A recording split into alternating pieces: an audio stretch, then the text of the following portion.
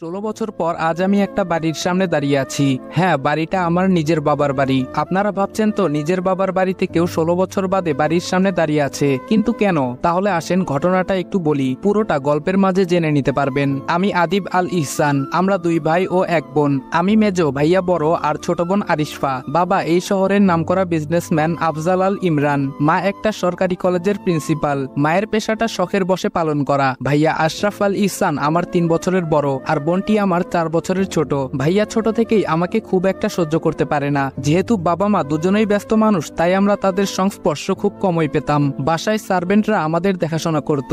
এর মধ্যে আমাদের খেলাধুলা বেড়ে ওঠা হতে থাকে, আর ভাইয়া নানাভাবে আমায় অবহেলা করে, যেগুলো আমার ছোট মনে অনেক খারাপ লাগতো। কিন্তু কিছু বলতাম না, সব চুপচাপ সহ্য করতাম। আমার এই চুপ করে সহ্য করাটা ভাইয়া আমার দুর্বলতা ভেবে নেয়, আর বাবা মায়ের কাছ থেকে আমায় নানাভাবে বকা খাওয়াতে শুরু করে। একদিন খেলার মাঝে ছোট বোন আরু ভাইয়ার কারণে ব্যথা পায়, কিন্তু ভাইয়া বাবা মা আসার পর দোষটা আমার ঘাড়ে চাপায়। যেহেতু আরুর আঘাতটা বেশি ছিল, তাই বাবা মা আমার উপর অনেক রেগে যায়। আমার কোনো কথাই না শুনে বাবা আমাকে অনেক মারে, আর মা উনি সামনে থেকে সবটা দৃশ্য দেখতে থাকে। মারা শেষ হলে উনারা আবার আরুকে নিয়ে ব্যস্ত হয়ে যায়, আর ভাইয়া সে আমার দিকে তাকিয়ে মুচকি হেসে চলে যায়। সেদিন আমার খুব রাগ হয়, রাগ করে বাসা থেকে বেরিয়ে যাই। আর আজকে আবার 16 বছর পর বাড়ির সদর দরজার সামনে দাঁড়িয়ে আছি, তবে বাড়ির ছেলে হিসেবে নয়। 2 মাসের জন্য এই বাড়ির একটা ঘর ভাড়া নিয়েছি।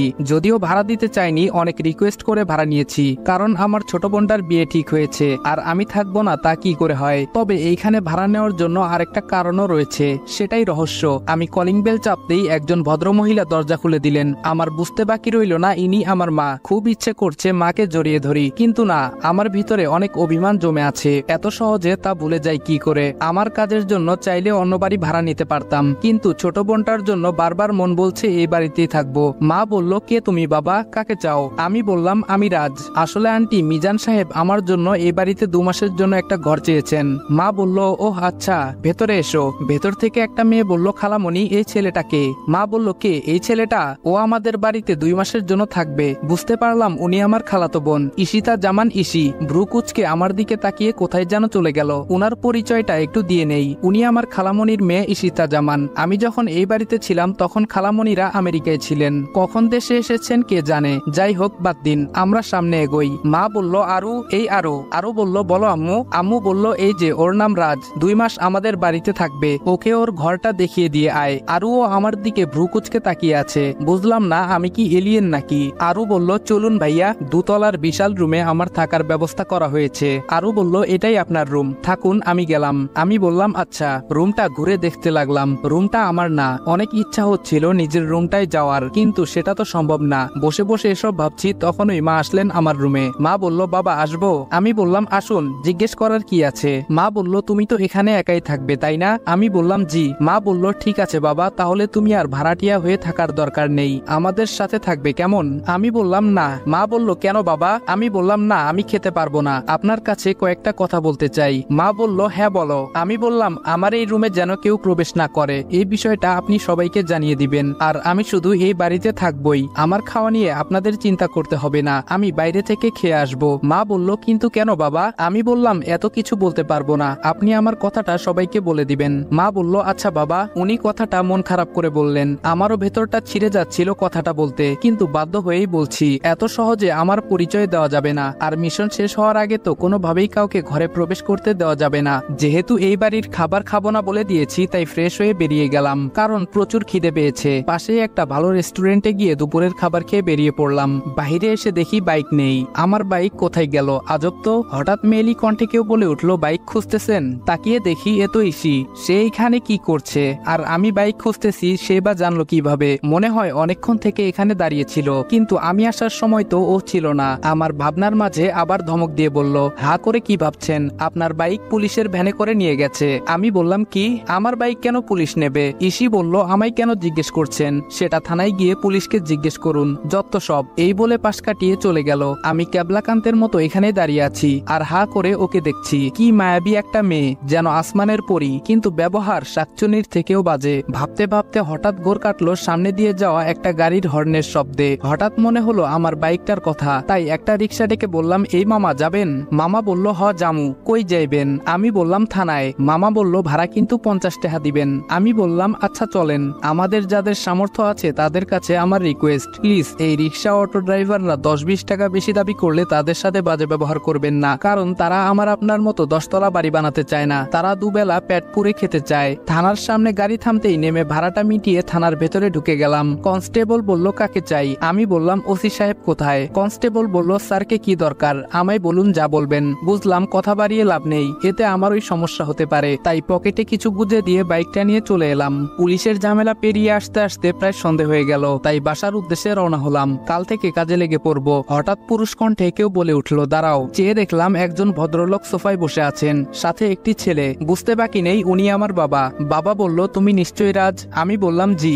বাবা বলল আমি আফজাল আল ইমরান, এই বাড়ির মালিক। তার মানে মিজান তোমার জন্য 2 মাস একটা ঘর চেয়েছে। আমি বললাম জি। বাবা বলল তুমি আমায় আঙ্কেল বলতে পারো, ভয় পাবার কিছু নেই, আমি তোমার বাবার মতোই। কথাটা শুনে কলিজাটা কেমন যেন করে উঠলো। হবে নাই বা কেন, নিজের বাবা বলছে উনি নাকি আমার বাবার মতো। যাই হোক, এসব ভেবে লাভ নেই, আমাকে আমার লক্ষ্য থেকে সরে যাওয়া যাবে না, কিছুতেই আমি দুর্বল হব না। বাবা বলল এই হলো আমার ছেলে আশরাফ আল ইরফান। আমি বললাম আসসালামু আলাইকুম। ভাইয়া বলল ওয়ালাইকুম আসসালাম। তখনই একটা ফোন আসায় ভাইয়া বেরিয়ে চলে গেল। বাবা বলল তা রাজ, আমি শুনলাম তুমি নাকি তোমার আন্টিকে কিছু শর্তের কথা বলেছো। আমি বললাম না আঙ্কেল। বাবা বলল মানে? আমি বললাম আসলে আঙ্কেল ওইগুলো আমার শর্ত নয়, অনুরোধ। বাবা বলল কিন্তু কেন? আমি বললাম এখন আমি কিছু বলতে পারবো না, যদি আপনাদের কোনো সমস্যা হয় তাহলে বলে দিতে পারেন। বাবা বলল ওকে শান্ত হও, মিজান আমার কাছে রিকোয়েস্ট করেছে, তা তো আমি ফেলতে পারি না, তাই তুমি এইখানে নিজের বাড়ির মতো থাকতে পারো। আমি বললাম ধন্যবাদ, এই বলেই চলে এলাম, কারণ তাদের সামনে দাঁড়িয়ে আমার মিথ্যা বলতে ভালো লাগছে না মোটেও। নিজের ল্যাপটপটা অন করে কিছু মেল দেখতে লাগলাম। এর মধ্যে কে যেন বাইরে থেকে দরজায় নক করছে, শুনে ঘাবড়ে গেলাম, কারণ কার্ডটা আর কিছু সরঞ্জাম এখনো রুমে এলোমেলো হয়ে আছে। তাড়াতাড়ি এইগুলো গুছিয়ে জিজ্ঞেস করলাম বাহিরে কে? আরু বলল ভাইয়া আমি। বুঝতে পারলাম আমার কলিজার বোন, কিন্তু এত কাছে থেকেও তাকে আদর করতে পারছি না, জড়িয়ে ধরে কান্না করতে ইচ্ছে হচ্ছে, তাও পারছি না। আরু বলল ভাইয়া। ওর ডাকে ঘোর কাটলো। আমি দরজা খুলে দেখি আরু কোমরে হাত দিয়ে দাঁড়িয়ে আছে। আরু বলল কি করেন রুমের ভেতরে, কখন থেকে ডাকছি? আমি বললাম তুমি নিশ্চয় জানো আগামী 2 মাস এই রুমটা আমার, আর এইখানে কারো প্রবেশ নিষেধ। আরু বলল জানি বলেই এসেছি, এই রুমে আমার কিছু জিনিসপত্র আছে, ওগুলো নেব।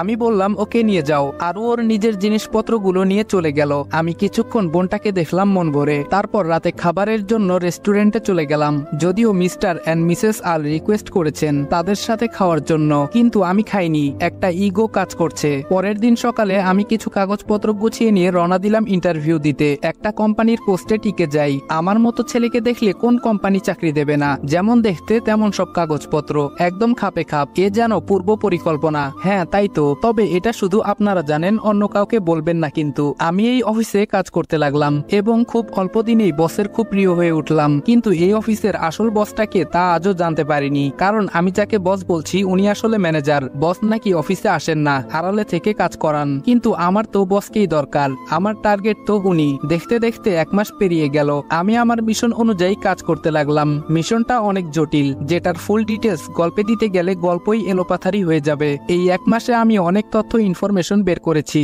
যেগুলো আমার মিশনে কাজে লাগে, কিন্তু কোনোভাবে অফিসের বসের কাছে পৌঁছতে পারিনি। এমনকি জানতে পর্যন্ত পারিনি বসের নামটা কি। যিনি আমার বস অর্থাৎ ম্যানেজার, উনি নিজেও নাকি বসকে চিনে না। কি মুশকিল বলুন তো। আজ অফিস থেকে বাড়ি ফিরে দেখি বাড়ি ভর্তি মেহমান বসে আছে। বাবা মা ভাইয়া ওনাদের সাথে কথা বলছে, আপ্যায়ন করছে। মেহমানদের মধ্যে একজন পুরুষ আর একজন মহিলা, আর আমার বয়সী একটা সুদর্শন ছেলে বসে আছে। দেখে বোঝাই যাচ্ছে বিয়ের সম্বন্ধ নিয়ে কথা চলছে। তারপরই আমার মনে হলো আরে আমার বোনের বিয়ের কথা হচ্ছে মনে হয়, এজন্যই ওনারা এসেছেন। তাই পাশ কাটিয়ে উপরে চলে যাচ্ছিলাম, পেছন থেকে এক ভদ্রলোক বলে উঠলেন মিস্টার আল, এই ছেলেটাকে তো চিনলাম না। বাবা আমাকে কাছে ডাকলেন। বাবা বললেন রাজ এদিকে আসো, এই হলো রাজ, আমাদের বাড়িতে 2 মাসের জন্য ওর একটা কাজে এসেছে। ভদ্রলোক বলল ও আচ্ছা, আমি ওনাদের সাথে কৌশল বিনিময় করে চলে আসছি। সিঁড়ি দিয়ে উঠতে যাব এমন সময় দেখতে পেলাম যেন আসমান থেকে কোনো পরী নেমে আসছে আমার রাজকন্যা বোনটার সাথে, আর অন্য পাশে ভাবি। কিছুক্ষণ তাকিয়ে থেকে রুমে চলে এলাম, আর বসে বসে ভাবছি মানুষ তো এসেছে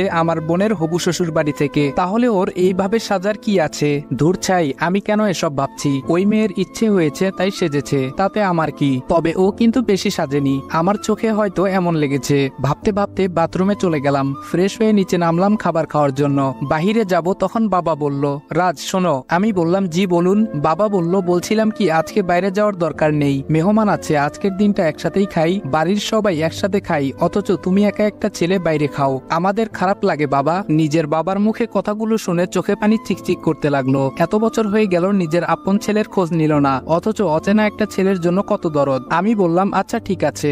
বাবা বলল তাহলে টেবিলে বসো, সবার সাথে খেতে বসছি। কিন্তু ইসি আসেনি, তাই ভাবি ইসিকে ডাকতে গেলেন। একটু পরে দুজন ফিরে এলেন, তবে খাবার টেবিলে আমায় দেখে কিছুটা চমকে গেল। তবে মেহমান থাকায় তেমন একটা রিয়াকশন দেখলাম না। খাওয়ার সময় সবাই টুকটাক কথা বলছে, যেগুলো আমি শুধু চুপচাপ শুনেছি, কিছু বলিনি। কথাবার্তা শুনে বুঝতে পারলাম আমার বোনের হবু শ্বশুর মশাই রৌফ চৌধুরী বাবার মতোই একজন বিশিষ্ট ব্যবসায়ী, আর হবু বর রোহান ওনার একমাত্র ছেলে। খাবার শেষ করে উঠেই যাচ্ছি, তখন ফোনটা বেজে উঠলো। তাড়াহুড়োয় উঠতে গিয়ে ইসির সাথে ধাক্কা লেগে যায়। দুজন একসাথে উঠতে গিয়ে কাকতালীয় ভাবে ঘটে যায় ঘটনা। আমি কিন্তু ইচ্ছে করে দেইনি। ধাক্কার টাল সামলাতে না পেরে ইসি কিছুটা ঝুঁকে যায়, তবে পরেনি। স্ট্রং বডি বলে কথা, কিন্তু পায়ে কিছুটা আঘাত পায়। আমি সেখান থেকে ডোন্ট কেয়ার ভাব নিয়ে ফোন হাতে সোজা রুমে ঢুকে যাই, আর সবাই আমার যাওয়ার দিকে তাকিয়ে থাকে। ফোনটা ছিল আমার সিনিয়রের, যিনি আমায় এই মিশনের দায়িত্ব দিয়েছেন। আগামীকাল আরো কয়েকজন যোগ হবে আমার সাথে, সেটা না হয় কালই দেখা যাবে। আমি ল্যাপটপে কাজ করছি। এটা যেহেতু প্রেম নিয়ে গল্প, তাই কাজের জটিল ডিটেলস মাঝখানে ব্যাখ্যা করছি না। হঠাৎ করে মনে হলো তখন ইসির পায়ে ব্যথা পেয়েছিল। কাজটা আমি ঠিক করিনি, ওকে সরি বলা দরকার, কিন্তু কিভাবে? আমি তো কারো প্রতি দুর্বল হওয়া চলবে না। অনেক ভেবে একটা রাস্তা পেলাম। ইসি যে রুমে থাকে সেই রুমটা থেকে বাড়ির পেছন দিকটা স্পষ্ট, আর সেখানে একটা জানালাও আছে। তাই একটা চিরকুটে সুন্দর করে সরি লিখে পাঠিয়ে দেই। যেই ভাবা সেই কাজ। কাগজটা যখন বিছানায় পড়ছিল তখন ইসি রুমে ছিল না। পরে এসে সে দেখতে পায় ইসি ভাবে চিরকুট, আবার সেখানে লেখা সরি। ব্যাপারটা কি হতে পারে? আর সরি বা বলবে কেন? ওয়েট, রাজ নয় তো? তখন খাবার টেবিলে ঘটে যাওয়া ঘটনার জন্য সরি বলছে হয়তো। ধুর, কি সব ভাবছি। ওই ছেলে আর সরি, প্রশ্নই আসে না। তবে এটা কিসের ইঙ্গিত? ইসির রুমে কাগজটা ছুঁড়ে দিয়ে এসে বিছানায় শুয়ে পড়লাম। অনেকক্ষণ চেষ্টা করেও কাজে মন বসাতে পারছি না। বারবার ভাবছি চাচু আর ছোট মা তো আসেনি, তাহলে ইসি এখানে কি করে? ও তো আমি বাড়ি থেকে বের হওয়ার 1 বছর আগেই আমেরিকা চলে গেছিল। কখন ফিরলো? গত 1 মাসে আমি কাজে এতটাই ডুবেছিলাম, অন্য কাউকে নিয়ে ভাবিনি। তবে এখন ইসি আমায় ভাবাচ্ছে। জানতে হবে ও কি করে। ছোটবেলায় ইসি আর আমার খুব ভাব ছিল, সব সময় একসাথে ছিলাম। খালু অফিসের কাজে আমেরিকায় সেটেল হয়ে যায়, আর খালামণিকেও নিয়ে যায়, কিন্তু ইসিকে নিতে পারেনি উনারা। এত ছোট্ট ইসি কান্না করে বাড়ি গরম করে দিয়েছিল। আমায় ছেড়ে, আমাদের ছেড়ে যাবে না, কিন্তু এর 2 বছর পর ঠিকই জোর করে নিয়ে যাওয়া হয়। ইসি চলে যাওয়ায় আমি আরো একা হয়ে পড়ি। এর সাথে যোগ হয় ভাইয়ার অত্যাচার আর বাবা মায়ের অবহেলা। আচ্ছা, ইসি কি দেশে আসার পর একবারও জানতে চেয়েছিল আবিদ কোথায়? ও কি আমাকে খুঁজেছিল? এসব ভাবতে ভাবতে কখন চোখ লেগে যায় টের পাইনি। সকালের মিষ্টি রোদের আলো চোখে পড়ায় ঘুম ভেঙে যায়। আজ মনে হয় বেশি ঘুমিয়েছি। রাতে ভাবতে ভাবতে ঘুমিয়ে গেছি, তাই অ্যালার্মের কথা মাথায় আসেনি। জলদি উঠে চট করে ফ্রেশ হয়ে বেরিয়ে যাই। বাইকে থাকা অবস্থায় ফোন বাজে। আমি ফোন রিসিভ করে বললাম অপেক্ষা করতে বলুন, আমার আর 2 মিনিট লাগবে। গেটের সামনে বাইকটা থামিয়ে দেখলাম 4টে ছেলে দাঁড়িয়ে আছে। এক একজন দেখতে মাশাআল্লাহ। আমায় দেখে তারা সালাম দিল। আমি সালামের জবাব নিয়ে বললাম আমার সাথে এখানে কথা বললে সন্দেহ করবে, তোমরা বিল্ডিং এর পেছনে যাও, ইন্টারভিউ দেওয়ার এখনো অনেক সময় বাকি। একজন বলল ওকে স্যার। আমি বাইকটা পার্ক করে পেছন দিকে চলে গেলাম। ওরা আবার স্যালুট জানালো। একজন বলল স্যার আমার নাম রাতুল, অপরজন বলল আমি আয়াস, তৃতীয় জন বলল আমি নীরব, শেষজন বলল আমি অগ্নি। আমি বললাম তোমরা সবাই সেম পোস্টে তো? আয়াস বলল ইয়েস স্যার। আমি বললাম গুড, তবে এখানে আমাকে তোমরা স্যার স্যার করবে না, নাম নিয়ে ডাকবে, কারণ অনেক রিকোয়েস্ট করে গ্রামের ছোটবেলার বন্ধু এসব বলে চাকরি ম্যানেজ করেছি। তাই এমন কিছু করবে না যার দ্বারা কেউ বিন্দুমাত্র সন্দেহ করতে পারে। সবাই একসাথে বলল ইয়েস স্যার। আমি বললাম আমি রাজ, আমাকে রাজ বলেই ডাকবে, এবং অফিসে ফর্মালিটি মেনটেন করার জন্য স্যার বলবে। সবাই বলল ওকে। আমি বললাম যাও সবাই, আমি আসছি। স্যারকে ফোন দিয়ে কনফার্ম করে দিয়ে যেই অফিসের গেটে পা বাড়ালাম, অমনি চোখ পড়ে গেটের বাইরের দিকে। একজন অফিসে ঢুকছে গেট দিয়ে, যাকে দেখে আমি অবাকের চরম সীমায়। গেটের দিকে তাকাতেই দেখলাম ইসি, কিন্তু ও এ অফিসে কি করছে? আমার পিছু নিল নাকি? আমার এসব ভাবনার চেত পড়লো কারোটাকে। অফিসে কিছু নিয়ে একটা শোরগোল লেগেছে। দৌড়ে সেখানে গিয়ে দেখি দুজন স্টাফ নিজেদের মধ্যে কিছু একটা নিয়ে তর্ক করছে, আর সেটা নিয়ে ঝামেলা হলো। যাই হোক, আমার এখন ইসিকে খুঁজতে হবে, জানতে হবে ও এখানে কেন এসেছে। এর মধ্যে ইন্টারভিউ নেওয়া শুরু হয়েছে। যেহেতু ম্যানেজারকে আগে থেকেই ঘুষ দিয়ে ম্যানেজ করা, তাই আমার টিম মেম্বারদের নিয়ে কোনো চিন্তা নেই। আমার মাথায় এখন ইসি। ওত্তেরি, মিস ইশিতা জামান এই কোম্পানিতে জব করতে এসেছে? গাল মে কুছ কালা হ্যায়। আমার মিশন এখন দুটো, একটা তো আগে থেকেই জানেন, আর এখন এই ইসির রহস্য উদ্ধার। পিয়ন বলল আপনাকে বস ডেকে পাঠিয়েছেন। আমি বললাম ওকে। বসের রুমে গিয়ে বললাম স্যার আসবো? ম্যানেজার বলল ও রাজ, আরে এসো এসো বসো। তোমার যে বন্ধুদের জন্য রিকোয়েস্ট করেছো তাদের চাকরি পাক্কা, যাও মিষ্টি মুখ করাও সবাইকে। আমি বললাম ধন্যবাদ স্যার, আপনাকে অসংখ্য ধন্যবাদ। আপনি ভাবতেও পারছেন না আপনি আমার কত বড় উপকার করেছেন। ম্যানেজার বলল আরে কি বলো, তুমি আবদার করেছো আর আমি রাখবো না? গত 1 মাসে তুমি আমার কম উপকার তো করনি ইয়াংম্যান। আমি বললাম এটা আমার কর্তব্য স্যার। ম্যানেজার বলল অল রাইট। আমি বললাম আমি তাহলে আসি স্যার। ম্যানেজার বলল যাও। আমি চলে এসেছি আমার ডেস্কে, অমনি ফোনটা বেজে উঠে। আমি খুশির খবরটা স্যারকে জানিয়ে দিলাম। স্যার অনেকটা নিশ্চিন্ত হলেন। আজকে ওদের নিয়ে প্ল্যান করে কাজটা বুঝিয়ে দিতে হবে। বসকে বলে অফিস থেকে বেরিয়ে গেলাম। ওদের 4 জনকে নিয়ে একটা রেস্টুরেন্টে চলে এলাম এবং সবাই মিলে দুপুরের খাবার খেয়ে আমাদের ফিক্সড করে রাখা রুমে চলে গেলাম এবং ওই কোম্পানির ম্যাপ বের করে ওদের সবটা বুঝিয়ে দিলাম। সব খুঁটিনাটি দেখাতে লাগলাম। আয়াস বলল স্যার লোকটা মারাত্মক বুদ্ধি খাটিয়ে কোম্পানি দাঁড় করিয়ে রেখেছে। অগ্নি বলল আমাদের প্ল্যানও মারাত্মক করতে হবে। আমি বললাম ঠিক ধরেছ, আমাদের কাজ অতি সাবধানে করতে হবে। রাতুল বলল এর মাস্টার মাইন্ড কিন্তু সেই ধরিবাজ বলে মনে হচ্ছে স্যার। নীরব বলল আজও কেউ জানেই না এই কোম্পানির মালিকটাকে, বড়ই অদ্ভুত কিন্তু স্যার। আমি বললাম হ্যাঁ, আমার মনে হয় লোকটা আমাদের পরিচিত, সাধারণ মানুষের মুখোশের আড়ালে ঘুরে বেড়াচ্ছে। নীরব বলল হ্যাঁ স্যার সেটাই। আমি বললাম ঠিক আছে, তোমরা প্ল্যান অনুযায়ী কাজ করবে এবং খুব সাবধান। সবাই একসাথে বলল ওকে স্যার। ওদের বিদায় দিয়ে বাসায় চলে আসলাম। আজকে অনেকটা হালকা লাগছে, তবে ভয়ও হচ্ছে। একা কাজ অনেকটা বেটার, যদিও চাপ বেশি পড়ে। এখন ভাবনা ইসি ও কেন এত ছোট পোস্টে চাকরি করছে। আবার আমার ফোনে কল আসলো, সিনিয়র ছাড়া কেউ না। আমি বললাম হ্যালো স্যার। স্যার বলল আদিপ তোমাকে কিছু জরুরি কথা বলার আছে। আমি বললাম বলুন স্যার। স্যার বলল তুমি তো জানো এই কেসটা নিয়ে আগে অনেক টিম চেষ্টা চালিয়েছে এবং এর আগে যত পুলিশ অফিসার এই কেস নিয়ে মাথা ঘামিয়েছে সেই কোনো না কোনো ভাবে খুন হয়েছে। আমি বললাম হ্যাঁ স্যার, আমি সব জেনে এখানে এসেছি। স্যার বলল তবে আসল কথা হলো তোমরা ওইখানে সাবধানে থেকো, কারণ সিআইডি ডিপার্টমেন্টের একটা স্পেশাল টিমের উপরও দায়িত্ব দেওয়া হয়েছে। তবে আমি চাই কেসটা আমরা কমপ্লিট করব।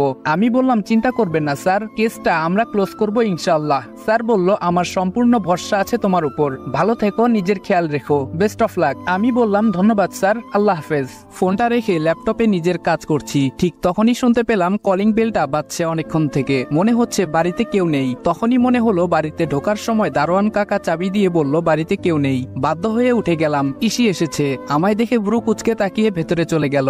যাই হোক উপরে যাচ্ছি। আবার মনে পড়লো ওর ব্যাপারে জানা দরকার, তাই পিছু নিলাম ওর রুমের দিকে। ও ভেতরে ঢুকে দরজা আটকে দিল। তবে বাইরে থেকে কিছু কিছু কথা আমার কানে এসেছে। ফোনে কথা বলছে, কাউকে স্যার স্যার করে ডাকছে। Okay sir, yes sir, don't worry sir, এসব। ও মাই গুডনেস, তার মানে ইসি পুলিশ অফিসার, আর এর জন্যই ওই অফিসে চাকরি নেওয়া। তবে সন্দেহের বশে ভেবে নেওয়া উচিত হবে না, ব্যাপারটা আরো খোলাসা করে জানতে হবে আমায়। মনে হলো ও দরজার দিকে আসছে, তাই কেটে পড়লাম। রুমে বসে আছি, একটা হিসেব কিছুতেই মিলাতে পারছি না। আমার ভাবনাটা আদৌ কি ঠিক? যেই পুলিশ অফিসারদের টিম এই কেসের দায়িত্ব নিয়ে এসেছে ইসি কি তাদের একজন, নাকি আমার ভাবনাটা ভুল? কিন্তু ভুল হতে যাবে কেন? ইশিতা জামান আমেরিকা, লন্ডন সহ অনেক দেশেই যার বাবার বিজনেস ছড়িয়ে ছিটিয়ে। তার একমাত্র মেয়ে তো উদ্দেশ্য ছাড়া ওই কোম্পানিতে জব করবে না। আর যদি ও সত্যি একজন পুলিশ অফিসার হয়ে থাকে তাহলে কেন বাড়ির সবাই এটা জানে না? আর ও দেশে আসলো কবে? ধুর, কিচ্ছু বুঝতে পারছি না। এখন দুটো দিক একসাথে হ্যান্ডেল করতে হবে। আমার পকেটে থাকা ফোন বেজে উঠলো। ফোনটা রিসিভ করে বললাম হ্যালো। অপর সাইড থেকে বলল হ্যালো স্যার, আমি অগ্নি বলছি। আমি বললাম হ্যাঁ বলো অগ্নি। অগ্নি বলল স্যার আপনি এই মুহূর্তে কারখানায় আসুন। আমি বললাম ওকে, আমি এক্ষুনি আসছি, তোমরা ওইখানেই থেকো। ফোনটা কেটে দিয়ে রিভলভারটা গুজে বাইকের চাবিটা নিয়ে বেরিয়ে যাচ্ছি। পেছন থেকে কেউ একজন ডাকছে মনে হলো। ঘুরে দেখি আরু ডেকেছে। আরু বলল এই যে ভাইয়া, আপনি কি বের হবেন? আমি বললাম হ্যাঁ। আরু বলল তাহলে প্লিজ ফেরার সময় এই জিনিসগুলো নিয়ে আসবেন, কেমন? এই বলেই একটা কাগজ ধরিয়ে দিল। আমি কাগজটা পকেটে গুজে বেরিয়ে গেছি। খুলেও দেখিনি তাতে কি লেখা আছে। 10 মিনিটের মধ্যে কারখানার সামনে চলে এসেছি, তবে বাইকটা দূরে দাঁড় করানো। আমাকে দেখে রাতুল হাতের ইশারায় বোঝালো ওরা ওইখানে আছে। আমি খুব সাবধানে ওদের কাছে গেলাম। গিয়ে দেখি রাতুল আর অগ্নি দাঁড়িয়ে আছে। আমি বললাম তোমরা দুজন এখানে কেন এসেছো, আর বাকিরা কোথায়? রাতুল বলল স্যার আমরা এসেছিলাম জায়গাটায় একটু চোখ বোলাতে। এসে দেখি ওইখানটায় দুজন লোক দাঁড়িয়ে কি যেন বলা বলি করছে, কিন্তু হঠাৎ করে লোক দুটো ভ্যানিশ হয়ে যায়। তারপর থেকে আমরা অনেকক্ষণ থেকে আড়ালে আড়ালে পুরো জায়গাটা তল্লাশি করে দেখলাম, কেউ নেই। অগ্নি বলল হ্যাঁ স্যার, লোকগুলো গেটের সামনে দিয়ে আসেনি, আর আমরা তল্লাশি করে দেখলাম এখানে কোনো গোপন রাস্তা পাইনি। আমি বললাম আছে, একটা রাস্তা তো আছেই, যেটা আমাদের খালি চোখে ধরা পড়ছে না। এক কাজ করো, জায়গাটা জায়গাটা ভালো করে আরেকবার ঘুরে দেখো। ওরা তাই করলো, কিন্তু তেমন সন্দেহজনক কিছুই নেই। তাই ওদের বিদায় দিয়ে আমি বাড়ি ফিরবো। তখনই মনে হলো আরুর দেওয়া কাগজটার কথা। পকেট থেকে কাগজটা হাতে নিয়ে দেখি কিছু চকলেট আর আইসক্রিমের নাম লেখা, যেগুলো আরুর খুব পছন্দের। কাগজটা দেখে মুচকি একটা হাসি দিয়ে দোকান থেকে সবকিছু নিয়ে নিলাম। বাসার দিকে যাব তখনই দেখি বাড়ির গেট দিয়ে কেউ একজন বেরোচ্ছে। কি ব্যাপার, এখন বাড়ি থেকে কে বাইরে যাচ্ছে? আর বাড়ির গাড়িও তো নিল না, দেখতে হচ্ছে ব্যাপারটা। তাই আইসক্রিম আর চকলেট গুলো বাড়ির কাজের লোককে দিয়ে বললাম আরুর কাছে পৌঁছে দেওয়ার জন্য। চেয়ে দেখি রহিম কাকা অবাক চোখে আমার দিকে তাকিয়ে আছে। বুঝতে পারছি না আমি কি এলিয়েন? যাক, এত ভেবে কাজ নেই, ওইদিকে পাখি ফুরুত হয়ে যাবে। আমি মেয়েটার পিছু নিয়ে ওকে অনুসরণ করে চলছি। আমার বুঝতে আর বাকি নেই যে ওইটা ইসি। তবে যাচ্ছে কোথায়? কিছু দূর গিয়ে ও একটা কালো গাড়িতে উঠে গেল, আর আমি ওইখানে দাঁড়িয়ে আছি। কিছুক্ষণ পর মনে হলো ও আমার মতোই ডিউটিতে আছে, তার মানে ও এখন ওই অফিসে যেতে পারে। বলেই দৌড়াতে শুরু করলাম। আমি গিয়ে দেখি অফিসের সামনে থেকে একটা গাড়ি চলে গেল, তার মানে আমার সন্দেহ ঠিক। তাই লুকিয়ে লুকিয়ে আমিও ঢুকে গেলাম, কিন্তু ইসিকে কোথাও পেলাম না। কোথায় গেল মেয়েটা? অনেক খুঁজে ও কোথাও না পেয়ে বেরিয়ে এসেছি। অবাক কাণ্ড, আমি বাড়িতে ঢুকে দেখি ইসি বসে আছে সবার সাথে। কখন এলো ও বাড়িতে আর কিভাবে? আমাকে ঢুকতে দেখে মিস্টার আফজাল আল ইমরান মানে বাবা ডাক দিল। আমি বললাম জি বলুন। বাবা বলল তোমায় কিছু কথা বলার ছিল। আমি বললাম হ্যাঁ বলুন। বাসার সবাই এখানে উপস্থিত, এর মধ্যে বাবা আমাকে কি বলতে চায় বুঝতে পারছি না। কোনো কিছু আবার টের পেয়ে গেল না তো? বাবা বলল শোনো রাজ, তুমি আমাদের এই বাড়িতে থাকো, কিন্তু তুমি কি করো কিছুই আমরা জানি না। তুমি বলো না, তাই আমরা জানতেও চাই না। তবে আমরা মনে করি তুমি খারাপ কিছু করো না, সেই ভরসা আছে, কারণ মিজান কোনো ভুল মানুষের জন্য আবদার করবে না। আমি বললাম ভরসা রাখতে পারেন। বাবা বলল তবে আসল কথাটাই বলা হয়নি তো এখনো। আমি বললাম জি বলুন। বাবা বলল আর 15 দিন বাদে আমার একমাত্র মেয়ে আরিশফার বিয়ে। আমি চাই এই বিয়েতে তুমি আমাদের সাথে থাকো, হাতে হাতে একটু কাজে সহায়তা করবে। আমি বললাম আমি এখানে একটা কাজে এসেছি, আমার কাছে সব থেকে বেশি গুরুত্বপূর্ণ আমার কাজ। আশা করি বুঝতে পেরেছেন। কথাটা বলেই নিজের রুমের দিকে চলে আসছি। সবাই কিছুটা অবাক হয়ে আমার দিকে তাকিয়ে আছে, হয়তো আমার এমন ব্যবহারটা তারা আশা করেনি। নিজের রুমে বসে আছি, মাথাতে কিছুতেই আসছে না ইসির ব্যাপারটা, ভাবতে পারছি না কিছুই। উঠে ফ্রেশ হতে চলে গেলাম। আজ আর বাইরে যেতে ইচ্ছে করছে না, তাই না খেয়ে শুয়ে পড়ি। খুব ইচ্ছে হচ্ছে সবার সাথে গিয়ে ডিনার করতে, কিন্তু না, এটা সম্ভব না। তবে এখন দেখি বাড়িটা কেমন বদলে গেছে। আগে বাবা মা দুজনে এত ব্যস্ত ছিল যে তাদের যে সন্তান আছে, সংসার আছে, সেদিকে বিন্দুমাত্র আগ্রহ ছিল না। তবে এখন অনেকটাই পরিবর্তন এসেছে সবার মাঝে। তবে এত কিছুর মাঝেও একটা চাপা কষ্ট বারবার অনুভূত হয় যে তারা তাদের ছোট ছেলেকে ভুলেই গেছে। এসব ভাবতে ভাবতে কখন যে চোখ লেগে যায় টের পাইনি। হঠাৎ করে ঘুম ভেঙে যায়। ঘড়িতে তাকিয়ে দেখি 3:30 বাজে। তাই উঠে চলে গেলাম ওয়াশরুমে। সেখান থেকে ওযু করে এসে তাহাজ্জুদের সালাত আদায় করে উঠে বসলাম। এখনো ফজরের আজান দেয়নি, তবে যে কোনো সময় দিতে পারে, তাই অপেক্ষা করলাম। ফজরের নামাজ পড়ে একেবারে ওঠাটাই বেস্ট। নামাজ শেষে নিজের ল্যাপটপটা নিয়ে কাজ করছি, তবে খিদে পেয়েছে প্রচুর। এত সকালে তো কোথাও কোনো দোকানপাট খোলা থাকবে বলে মনে হয় না, তবুও গিয়ে দেখি পাওয়া যায় কিনা। আর যাই হোক, এত খিদে নিয়ে কোনো কাজে মনোযোগ দিতে পারছি না, কিন্তু বের হয়ে ভালোই করেছি, না হলে দেখতে পেতাম না একটা পরীকে। সদর দরজা দিয়ে বের হয়ে বাহিরের দিকে যাওয়ার সময় পেছনে তাকাতেই চোখ যায় ইসির বেলকনির দিকে। খুব সুন্দর লাগছে ওকে দেখতে, একদম প্রাকৃতিক সৌন্দর্যের মাঝে ডুবে গেল যেন আমার চোখ। সকাল সকাল মেয়েরা আর যাই হোক মেকআপ করে না, আর তখনই তাদের আসল রূপটা চোখে পড়ার মতো অবস্থা হয়। তবে ভাবছি এত সকালে ও ঘুম থেকে উঠে গেল, কারণ কি? পরক্ষণেই মনে পড়লো ও তো আমার মতোই একজন দায়িত্বপ্রাপ্ত মানুষ, উঠবে নাই বা কেন? চোখের ঘুম হারাম করে রেখেছে এই কেস। হাঁটতে হাঁটতে সামনে একটা টং দোকান দেখতে পেলাম। যাক, ভাগ্যটা তাহলে ভালোই আমার। সেখান থেকে হালকা নাস্তা খেয়ে বাইরে এলোমেলো ভাবে হাঁটছি। মাথায় চিন্তা একটাই, কে হতে পারে ওই লোকটা? এত নিখুঁত ভাবে কি করে নিজেকে আড়াল করে রেখেছে? গত 1.5 মাসে একটা বিষয়ে কনফার্ম হয়ে গেছি, দেশের সবচেয়ে বড় স্মাগলার হলো এই বস। এই কোম্পানির আড়ালে তার আসল মুখোশ রয়েছে, কিন্তু কে সে? হঠাৎ মনে হলো ফোন বাজছে। আমি ফোনটা রিসিভ করে বললাম ওয়েট, আমি এক্ষুনি আসছি। ফোনটা ছিল নীরবের। ওরা কিছু একটা ক্লু পেয়েছে যার জন্য ফোনটা দিল। বাকিটা চলুন গিয়ে দেখি। আমি রুমে প্রবেশ করতেই ওরা 4 জন উঠে দাঁড়ালো। আমি বললাম কি পেয়েছো দেখাও। রাতুল আমার দিকে একটা ফাইল এগিয়ে দিল। ফাইলে চোখ বুলিয়ে দেখে আমার মাথা ঘুরতে শুরু করলো। ও মাই গড, তার মানে ওরা এসব এত কমন একটা জায়গাতে রাখতো। অগ্নি বলল লোকটা অনেক চালাক স্যার। আমি বললাম আমাদের ভাবনা চিন্তার বাইরে এর বুদ্ধি। তবে আর বেশি দিন এই বুদ্ধি চলতে দেওয়া যাবে না, অনেক হয়েছে। এখন থেকে আমাদের আরো সিরিয়াস হতে হবে, কারণ এই কেসটা সম্পূর্ণ উল্টো। রাতুল বলল ইয়েস স্যার। আমি বললাম তোমরা কাজ চালিয়ে যাও, আমি পরবর্তী নির্দেশনা না দেওয়া পর্যন্ত পূর্ব পরিকল্পনা মতে কাজ চালাও। আর হ্যাঁ, সবাই টাইমলি অফিসে পৌঁছে যেও, মনে থাকে যেন। সবাই বলল ওকে স্যার। সেখান থেকে বেরিয়ে বাসায় এসে নিজেও তৈরি হয়ে নিলাম অফিসের জন্য। আমি অফিসে নিজের ডেস্কে বসে কাজ করছি, তখনই শুনতে পেলাম বাইরে থেকে কেউ নক করছে। পরিচিত কণ্ঠে কেউ বলল, স্যার আসবো? আমি বললাম আসুন। ভেতরে এসে আমায় দেখে কিছুটা চমকে গেল। ঠিক ধরেছেন, এটা ইসি। আমি কিছুটা অবাকের ভান ধরে বললাম, আপনি এখানে কাজ করেন? ইসি বলল, তার কৈফিয়ত কি আপনাকে দিতে হবে নাকি? আমি বললাম একদম না। ইসি বলল, ফাইলগুলো দেখে নিন, হয়ে গেলে সাবমিট করে দেব। আমি ফাইলগুলো নিয়ে একটু চোখ বুলালাম, আর চোখে চেয়ে দেখি ও অন্যদিকে মন দিয়ে রেখেছে। আমি ভাবছি কত নিখুঁত অভিনয় করে চলেছে, বলতে গেলে আমার থেকেও এক ধাপ এগিয়ে। এখন মনে হচ্ছে আমাদের প্রফেশন চেঞ্জ করে অভিনয় জগতে ঢুকে গেলে অল্প দিনে ফেমাস হয়ে যেতে পারবো। আমি বললাম, এই যে নিন। কোনো সাড়া নেই। আমি বললাম, ও হ্যালো, কি ভাবছেন? ইসি বলল, আই এম সরি, খেয়াল করিনি। আমি বিড়বিড় করে বললাম, এত চরিত্র একসাথে প্লে করলে মনে থাকবেই বা কি করে? ইসি বলল, কিছু বললেন? আমি বললাম, কই না তো। ইসি বলল, ওকে থ্যাংক ইউ। আমি বললাম, ইসি বলল, আসছি। কথাটা বলেই চলে গেল। আমি ওর যাওয়ার দিকে তাকিয়ে রইলাম। আচ্ছা, ওর কি আদিবের কথা মনে আছে, নাকি বাকিদের মতো সেও ভুলে গেছে? কথাগুলো ভাবতেই চোখের কোণে পানি চিকচিক করে উঠল। হঠাৎ কেউ বলে উঠল, স্যার আসবো? তাকিয়ে দেখি আয়াস দরজার সামনে দাঁড়িয়ে আছে, চেহারায় একটা চাঞ্চল্যের ভাব। আমি বললাম, এসো। আয়াস বলল, স্যার একটা খবর আছে। আমি বললাম, বলো। আয়াস বলল, স্যার আরসি। আমি বললাম, মানে? আয়াস বলল, হ্যাঁ স্যার, আরসি এর মধ্যে কিছু একটা রহস্য আছে। আমি বললাম, এই আরসি এর সূত্র কোথায় পেলে? অমনি রুমের বাহিরে অগ্নি নক করলো। আমি বললাম, এসো। অগ্নি বলল, স্যার মনে হচ্ছে কিছু একটা পেয়েছি। আমি আর আয়াস দুজনেই উৎসুকভাবে তাকালাম, কি পেয়েছে জানার জন্য। আয়াস বলল, কি পেয়েছিস বল। আমি বললাম, হ্যাঁ বলো। অগ্নি একটা কাগজ এগিয়ে দেয় আমার সামনে, যা দেখে দুজনেই অবাক হয়ে যাই।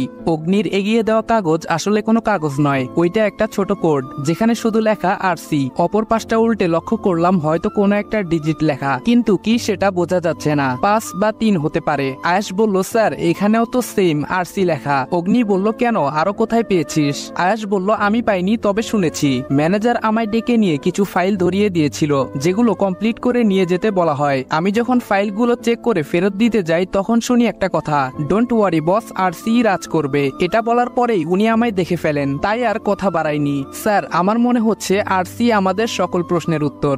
আমি বললাম, হতেও পারে, আবার নাও হতে পারে। অগ্নি বলল, স্যার আমরা কি করে বুঝবো এই আরসিটা আসলে কি? আমি বললাম, ভাবতে হবে, আগে এটা জানতে হবে আরসি এর পূর্ণ রূপটা কি, কোনো বস্তু না মানুষ।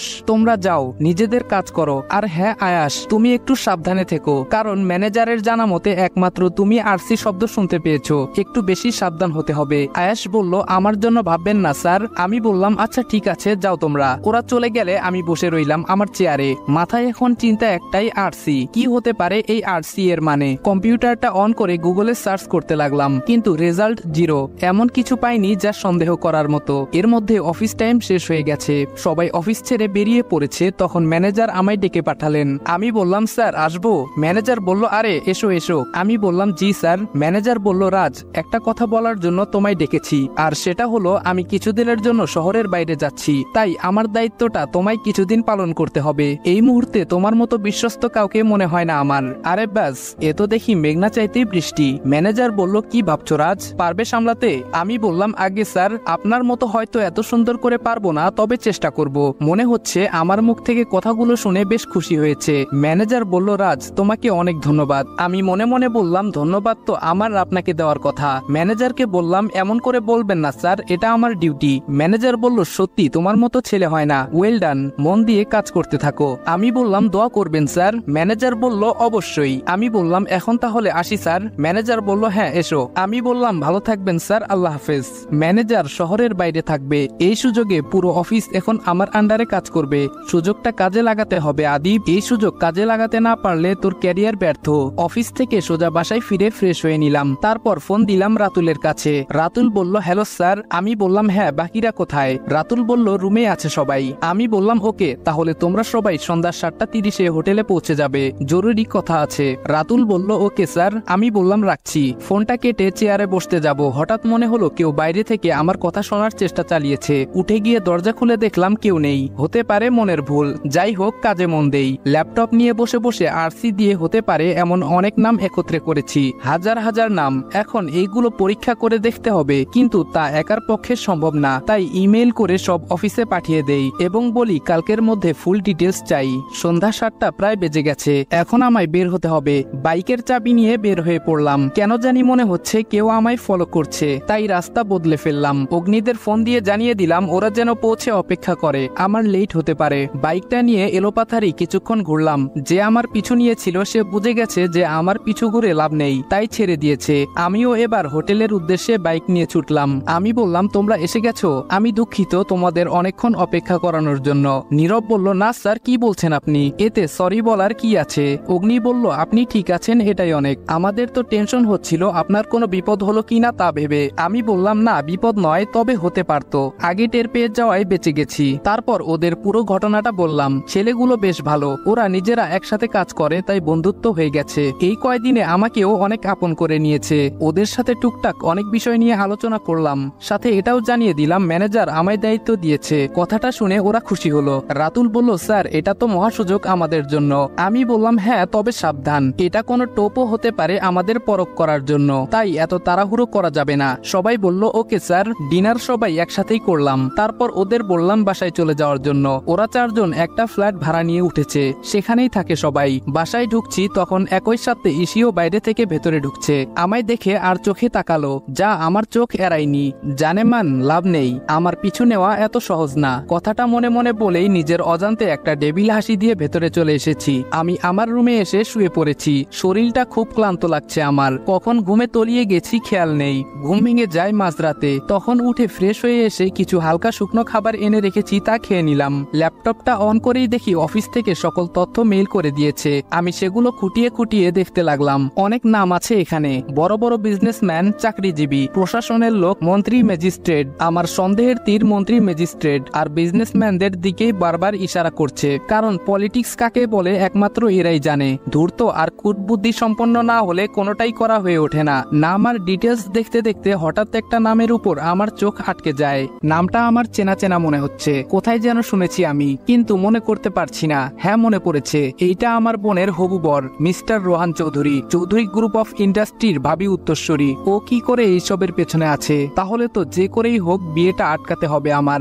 দেত্তেরি কি সব আবল তাবল ভাবছি আমি। এখানে তো আরসি এর পূর্ণরূপ আছে, তার মানে তো এই নয় যে সেই কালপেট, আর সে তো চৌধুরী গ্রুপের আপকামিং এমডি। তাহলে প্রিমিয়াম ইন্ডাস্ট্রি এবং তার আড়ালে আরসি চক্র পরিচালনা সব কি সম্ভব? হতেও পারে, আবার নাও হতে পারে, তবে সন্দেহের তালিকা থেকে বাদ দেওয়া যাবে না। আয়াস এবং রাতুলের উপর দায়িত্ব দিয়ে দিলাম। এখানে যাদের যাদের সন্দেহ হচ্ছে প্রত্যেকের পুরো ডিটেলস আমার চাই। সবার উপর নজর রাখার কড়া নির্দেশ জারি করে দিলাম। নীরবকে দেওয়া হলো সবার বায়োডাটা চেক করার দায়িত্ব, আর অগ্নি আমার সাথে থাকবে, যে কোনো সময় ডাকলে যেন পাই। সবাই সবার কাজ বুঝে নিয়ে কাজে লেগে পড়লো। ওদেরকে কাজ বুঝিয়ে দিতে দিতে খেয়াল করলাম অনেক বেলা হয়ে গেছে, তাই উঠে অফিসের জন্য তৈরি হয়ে বেরিয়ে পড়লাম। যেহেতু ম্যানেজার দায়িত্বে নেই, তাই ওদের 4 জনকে ছুটি দিয়ে দিলাম, ওরা ওদের কাজ করবে। আমি অফিসে নিজের ডেস্কে বসে কাজ করছি, তখনই কেউ নক করলো। আমি বললাম কামিং। ওয়ার্ড বয় কফি নিয়ে এসেছে। কফিটা দিয়ে চলে যাচ্ছিল, কিন্তু আমার ওর মুখ দেখে সন্দেহ হলো। ও কিছু একটা বলতে চায়, তবে ভয় পাচ্ছে, তাই বলছে না। আমি বললাম দাঁড়াও। ওয়ার্ড বয় বলল আগে স্যার আপনার কিছু লাগবে? আমি বললাম না আমার কিছু লাগবে না, তবে তুমি কি বলতে চাও তা আমায় বলো। সে বলল কই স্যার, আমি তো কিছু বলতে চাই না। আমি বললাম দেখো তোমার চোখ মুখ স্পষ্ট বলছে তুমি কিছু বলতে চাও। ভয় পাওয়ার কিছু নেই, তুমি নির্ভয়ে বলো, আমি কাউকে তোমার ব্যাপারে কিছু বলবো না, প্রমিস। মনে হয় আমার কথাগুলো শুনে সে কিছুটা স্বস্তি পেয়েছে। সে বলল স্যার সত্যি আপনি কাউরে কইবেন না তো? আমি বললাম না কিছু বলবো না, তুমি আমায় বিশ্বাস করে দেখতে পারো, তোমার কোনো ক্ষতি হতে আমি দেব না, পাক্কা। ছেলেটা রীতিমতো ঘামছে। আমি তা দেখে এক গ্লাস পানি ওর দিকে বাড়িয়ে দিলাম। আমার হাত থেকে গ্লাসটা নিয়ে সবটা পানি খেয়ে নিল। আমি বললাম বলো রমিস, কি জানো তুমি? ভয় পেও না। ও কিছু বলতে যাবে তার আগেই কেউ দরজায় নক করে, আর রমিস হকচকিয়ে উঠে দাঁড়ায়। আমি ইশারায় তাকে থামতে বলে বাইরের ব্যক্তিকে ভেতরে আসার পারমিশন দিলাম। এ মা, এ কি? এ তো ইসি। খুব বাঁচান, বেঁচে গেছি। বোকা মেয়ে, পুলিশ অফিসার হয়েছিস আর এইটুকু বুদ্ধি নেই? বাইরে দাঁড়িয়ে আমার কথা শোনার চেষ্টা করলেই তো পারতি, বলদ কোথাকার। যাক, ভালো তো আমারই হয়েছে। আমি মনে মনে এসব ভাবছি, তবে ভাবনাটা ভেঙে গেল ইসির একটা কথাতে। একদম 440 ভোল্টের শক খেলাম মনে হয়। ইসি বলল স্যার বাইরে দাঁড়িয়ে আড়ি পাতার অভ্যাস আমার নেই, নেই। ও মা, বলে কি? আমার মনে মনে বলা কথা শুনে নিল নাকি? ইসি বলল, স্যার শুনতে পাচ্ছেন? আমি বললাম, হ্যাঁ শুনছি, বলুন আপনি কি বলতে চান। ইসি বলল, আমার 2 দিন ছুটি চাই। আমি বললাম, মানে 2 দিন হয়নি জয়েন করেছেন আর এখনই 2 দিন ছুটি চাইছেন? এটা কি মগের মুল্লুক নাকি? কি ভেবেছেনটা কি? হ্যাঁ, আপনার মতো বাকিরা ছুটি চাইলে তখন কি করব? অফিসের কাজ কে করবে? এক নিঃশ্বাসে কথাগুলো বলে ফেললাম। ইসির দিকে তাকিয়ে বুঝতে পারলাম ভালোই রাগ হচ্ছে ওর, তবে কাজের স্বার্থে রাগটা কন্ট্রোল করার বৃথা চেষ্টা চালিয়ে যাচ্ছে। ইসি বলল, দেখুন স্যার, ছুটিটা আমার খুব দরকার। আমি বললাম, এখন কোনো ছুটি হবে না, আগে বস ফিরুক, ওনার থেকে চেয়ে ছুটি নিয়ে নেবেন। রাগে কটমট করতে করতে রুম থেকে বেরিয়ে যাচ্ছে। উফ, দেখতে সেই লাগছে রাগী লোকটা। ইচ্ছে ছিল আরো কিছুক্ষণ দেখার, কিন্তু তার আগেই বেরিয়ে গেল। যাওয়ার সময় আমার রুমের দরজা অনেক জোরে ধাক্কা দিয়ে লাগিয়ে গেছে, আর একটু হলেই ভেঙে যেত। তখন কে জরিমানা দিত? নিজেই বিড়বিড় করে বললাম এসব। এতক্ষণে রমিজ চলে গেছে, এখন ওকে ডেকে কথাটা শোনা দরকার, তাই ডেকে পাঠালাম। তবে রমিজ আসার আগেই আমার ফোনে একটা কল চলে আসে, এজন্য আমাকে বেরিয়ে পড়তে হয়। আমি বললাম, হ্যাঁ অগ্নি বলো। অগ্নি বলল, স্যার দেখুন এগুলো কি। আমি একটু এগিয়ে গিয়ে বক্স ভর্তি মালগুলো দেখে নিলাম। ও মাই গড, এতগুলো ড্রাগস! দেখে মনে হচ্ছে ড্রাগসগুলো কিছুক্ষণের মধ্যেই এখানে এনে রাখা হয়েছে। ঠিক তাই, কিছুক্ষণ আগের ঘটনা। ম্যানেজারের কেবিনে ল্যান্ডলাইনে ফোন এসেছিল, যেটা আমি ধরেছিলাম। আমি বললাম হ্যালো। অপর পাশ থেকে বলল, আজকে 2 প্যাক স্পেশাল মাল গেছে, রিসিভ হয়ে গেলে কনফার্ম করে দিও। আমি বললাম ওকে। কথা শুনে বুঝতে পারলাম বেচারা জানে না ম্যানেজার ছুটিতে আছে। যাক, এতে আমার ভালোই হলো। ফোনটা কেটে দিয়ে ভাবতে লাগলাম মাল কোথায় পৌঁছানোর কথা বলল। একটু ভাবতেই মনে পড়ে গেল আমরা আগেই দেখেছি সেই জায়গাটা, আর তাই অগ্নিকে ফোন করে ইনফর্ম করে দেই সবটা, এবং সে আমার কথা মতো ওইখানে চলে যায়। এদিকে আমি নীরবকে ফোন দিয়ে ওকে অন্য একটা কাজ দিলাম। আমি বললাম হ্যালো। নীরব বলল, হ্যালো স্যার। আমি বললাম, হ্যাঁ নীরব শোনো, আমাদের ম্যানেজারের ল্যান্ডলাইনে এখন যে ফোনটা এসেছে এটা ট্র্যাক করে দেখো কি পাওয়া যায়। নীরব বলল, ওকে স্যার। নীরবের ফোনটা কাটার পর রমিজ রুমে কফি নিয়ে প্রবেশ করে। এর মাঝখানে বাকিটা তো আপনাদের জানাই আছে। এখন আমরা সেই বন্ধ স্কুলের ভেতর আছি। আমার আর অগ্নির কথার মাঝখানে ফোন এলো। নীরব অপর সাইড থেকে একটা কথা বলল। আমি বললাম, ওহ আচ্ছা ঠিক আছে, তুমি তোমার কাজ করো, বলেই ফোনটা কেটে দিলাম। অগ্নি বলল, কি বললো স্যার? আমি বললাম, নম্বরটা প্রাইভেট আর ট্র্যাক করা যাচ্ছে না। অগ্নি বলল, খুব চালাক। আমি বললাম, এত বড় কারবারি যারা হর হামেশা লোকচক্ষুর আড়ালে করছে তাদের কাছে এটা তো অতি সামান্য। অগ্নি বলল, তা ঠিকই স্যার। কথা বলতে বলতে আমি দেখলাম একটা লোক আমাদের দিকে তাক করে গুলি ছুড়তে লাগলো, তবে অগ্নি উল্টো পজিশনে ছিল তাই দেখেনি। ব্যাপারটা টের পেয়ে আমি ঝড়ের বেগে অগ্নিকে সরিয়ে দিয়ে নিজেরা সেফ হয়ে নিলাম। অগ্নি চাইছিল শুট করার জন্য, কিন্তু না, আমি বাধা দেই, কারণ এখানে গন্ডগোল করতে গেলে যে কেউ আমাদের চিনে ফেলতে পারে। এতক্ষণে চিনতে পারার কথা না, কারণ জায়গাটা বেশ ছিপছিপে অন্ধকার আর আমাদের মুখে মাস্ক ছিল। খুব সাবধানে ওইখান থেকে বেরিয়ে এলাম। আমি বললাম, অগ্নি তুমি বাসায় চলে যাও, রেস্ট দরকার তোমার। সে যেতে চায়নি, আমি জোর করেই পাঠালাম, এই বলে যে কোনো সময় প্রয়োজন পড়লে ডেকে নিব। ব্যাপারটা আমারই কেমন যেন ঘোলাটে লাগছে। লোকগুলো কোথায় থেকে এলো আর আমাদের আক্রমণ করে বসলো কেন? এসব ভাবনা বাদ দিয়ে সিনিয়রকে ফোন দিলাম এবং ওনার থেকে পূর্ববর্তী অফিসারদের ব্যর্থতা এবং খুনের কিছুটা ডিটেলস জানার জন্য। যা জানতে পারলাম তার মানে হলো এই যে প্রত্যেক অফিসার কোনো না কোনো ভাবে দুর্ঘটনার আর অ্যাক্সিডেন্টের শিকার হয়েছে এবং মর্মান্তিকভাবে জীবন দিয়েছেন। তবে এটাও স্যার পরিষ্কার করে বলে দিলেন যে পূর্বে কেউ সিক্রেট ভাবে কেসটা নিয়ে নামেনি, এই প্রথম আমি এসেছি। আর ওইদিকে সিআইডি অফিসারদের একটা স্পেশাল টিম এসেছে। সিআইডি এর কথা মনে পড়তেই চিন্তা হতে লাগলো ইসির জন্য। আমি তো জানিও না ওদের প্ল্যান কি, আর ও কি বুঝতে পেরেছে এসব কিছুর মাস্টারমাইন্ড ঠিক কি ধরনের লোক। যদি ভুলভাল প্ল্যান করে তাহলে তো ইসিও না। কি ভাবছি এসব আমি? ইসি একজন সিনিয়র অফিসার আর সিক্রেট ভাবে নেমেছে, ও নিশ্চয়ই কাঁচা কাজ করবে না। হঠাৎ করেই ফোনটা বেজে উঠলো। উফ, এটা তো বড্ড জ্বালায়। চেয়ে দেখি একটা অচেনা নাম্বার। আমি বললাম হ্যালো। অপর পাশ থেকে একটা ঠিকানা বলল। আমি বললাম, জাস্ট ওয়েট, আমি আসছি। ফোনটা কেটে দিয়ে বাইকটা নিয়ে বেরিয়ে গেলাম ফোনে বলা লোকেশনে। গুলশান একটি জায়গা, নির্মাণ কাজ চলছে কয়েকটা বাড়ি। বুঝতে পারছি না এরকম একটা জায়গায় কেন আসতে বলল। একটু এগিয়ে যেতেই দুটো লোক এসে আমার মাথায় বন্দুক ঠেকিয়ে একটা বাড়িতে নিয়ে গেল। আমি বোকার মতো তাকিয়ে আছি, কিছুই বুঝতে পারলাম না। হঠাৎ কেউ বলে উঠল, রাজ, তোকে আমি অনেক বিশ্বাস করেছিলাম, কিন্তু তুই আমাকে ধোকা দিবি বুঝতে পারিনি। তুই কি করে ভাবলি আমি এত বোকা? মাথা তুলে তাকিয়ে দেখি এ তো ম্যানেজার। তার মানে আমিও কি ধরা পড়ে গেলাম? ম্যানেজার বলল, তুই কে বল, আসল পরিচয় বল তাড়াতাড়ি। আমি বললাম, স্যার আপনি কি বলছেন এসব? ম্যানেজার বলল, চুপ, একদম চুপ, নাটক বন্ধ কর। কে তুই? আমি বললাম, স্যার আমি তো রাজ, আপনি ভুলে গেলেন কি করে? ম্যানেজার বলল, নাটক করিস আমার সাথে? আমি বললাম, বিশ্বাস করুন স্যার, আমি কিচ্ছু করিনি। আপনি কি নাটকের কথা বলছেন আমি কিছু বুঝতে পারছি না। ম্যানেজার বলল, আমার ল্যান্ডলাইনে একটা অর্ডারের ফোন এসেছে, তুই আমায় বললি না না কেন? এই রে, এ তো মহা মুশকিল। যতটা বোকা ভেবেছিলাম ততটা বোকা নয়। ম্যানেজার বলল, এই হারামির বাচ্চা, কথা বল। আমি বললাম, স্যার বিশ্বাস করুন আমি কিছু করিনি। আমি ফোনটা কেটে যাওয়ার পর আপনাকে ফোন দিয়েছিলাম কিন্তু ঢোকেনি। পকেট থেকে ফোনটা বের করে ম্যানেজারকে ফোনের টাইম আর তারিখ দুটোই দেখাই। ভাগ্য ভালো সেদিন ম্যানেজারের নাম্বারে দুবার কল করে রিং হওয়ার আগেই কেটে দিয়েছিলাম। আমি বললাম, স্যার বিশ্বাস করুন আমি কাজের চাপে পরে আপনাকে জানাতে ভুলে গেছিলাম। আমায় এবারের মতো মাফ করে দিন স্যার, জীবনেও আর এমন ভুল করব না। ম্যানেজার বলল, তাহলে সেখানে কারা গিয়েছিল? আমি বললাম, কোথায় স্যার? ম্যানেজার বলল, যেখানে যাওয়ার কথা ছিল। যাক গে, বাদ দে, এই তোকে লাস্ট সুযোগ দিলাম, কিন্তু আবার যদি প্রমাণ পাই তুই এসবের পিছে কলকাঠি নাড়ছিস তাহলে কিন্তু জানে মারা পড়বি। আমি বললাম, স্যার আপনি আমায় বিশ্বাস করতে পারছেন না? আমি কেন আপনার ক্ষতি করব যে আপনি আমার এত বড় উপকার করলেন? স্যার আমি আপনাকে আমার বড় ভাইয়ের মতো সম্মান করি, আর আপনি আমায় এভাবে ভুল বুঝতে পারলেন, খুব কষ্ট লাগলো স্যার। মন জয় করার জন্য তেল মাখা যাকে বলে। ম্যানেজার বলল, হ্যাঁ রাজ, আমিও তোকে অনেক ভরসা করি, কিন্তু তুই যদি কাউকে না জানাস তাহলে কি করে কেউ পৌঁছবে সে জায়গায়? আমি বললাম, একটা প্রশ্ন করব স্যার? ম্যানেজার বলল, হ্যাঁ বল। আমি বললাম, কি এমন জিনিস আছে স্যার যার জন্য আপনার এত চিন্তা?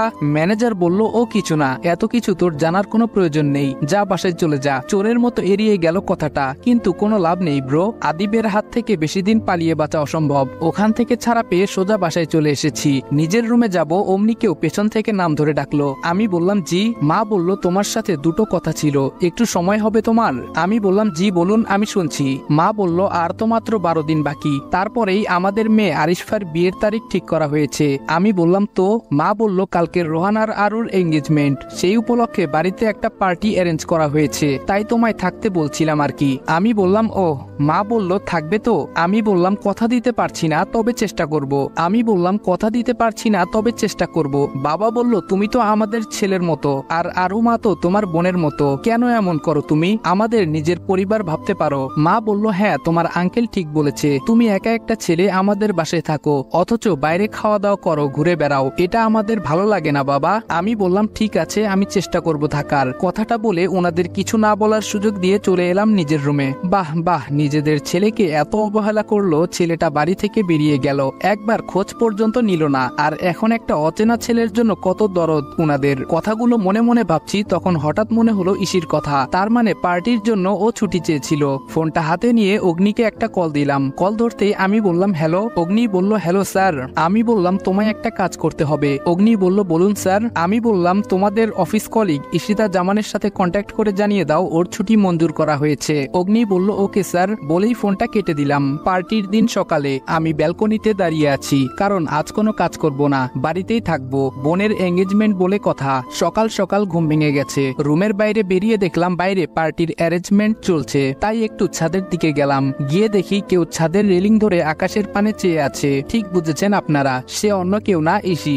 হয়তো কোনো কিছু ভাবছে গভীর মনোযোগ দিয়ে। ভাবনায় এতটাই মগ্ন ছিল যে কেউ তার দিকে এক দৃষ্টিতে তাকিয়ে আছে, সে তা টেরও পাচ্ছে না। দেখতে অসাধারণ মায়াবী, মুখটা একদম নিষ্পাপ শিশুর মতো। কথা বলতে ইচ্ছে করছে আমার খুব, কিন্তু গম্ভীরতা ভেঙে কথা বলা ঠিক হবে না, এতে দুর্বলতা বাড়বে বই কমবে না। তাই নিজের ইচ্ছেটাকে মাটি চাপা দিয়ে নিশ্চুপ কিছুক্ষণ দাঁড়িয়ে রইলাম। পরক্ষণেই খেয়াল করলাম কেউ আমার পেছনে দাঁড়িয়ে। ঘুরে দেখি ইসি। ইসি বলল, থ্যাঙ্কস। আমি বললাম, হঠাৎ থ্যাঙ্কস কেন বলছেন? ইসি বলল, ছুটি দেওয়ার জন্য। আমি কিছু বলতে যাব তার আগেই ছাদ থেকে নেমে গেল। আমি অগত্যা তাকিয়ে রইলাম। একা একা ছাদেও ভালো লাগছে না, এর থেকে ভালো রুমে গিয়ে কিছু কাজ করে রাখি। রুমে ঢোকার আগে দোতলার উপর থেকে নিচে কাজ দেখতে লাগলাম। পার্টির আয়োজন দেখে মনে হচ্ছে না এখানে শুধু আংটি বদলের অনুষ্ঠানের আয়োজন চলছে, সাথে আরো কিছু হয়তো আছে, তাই এমন ভাবে সাজানো হচ্ছে।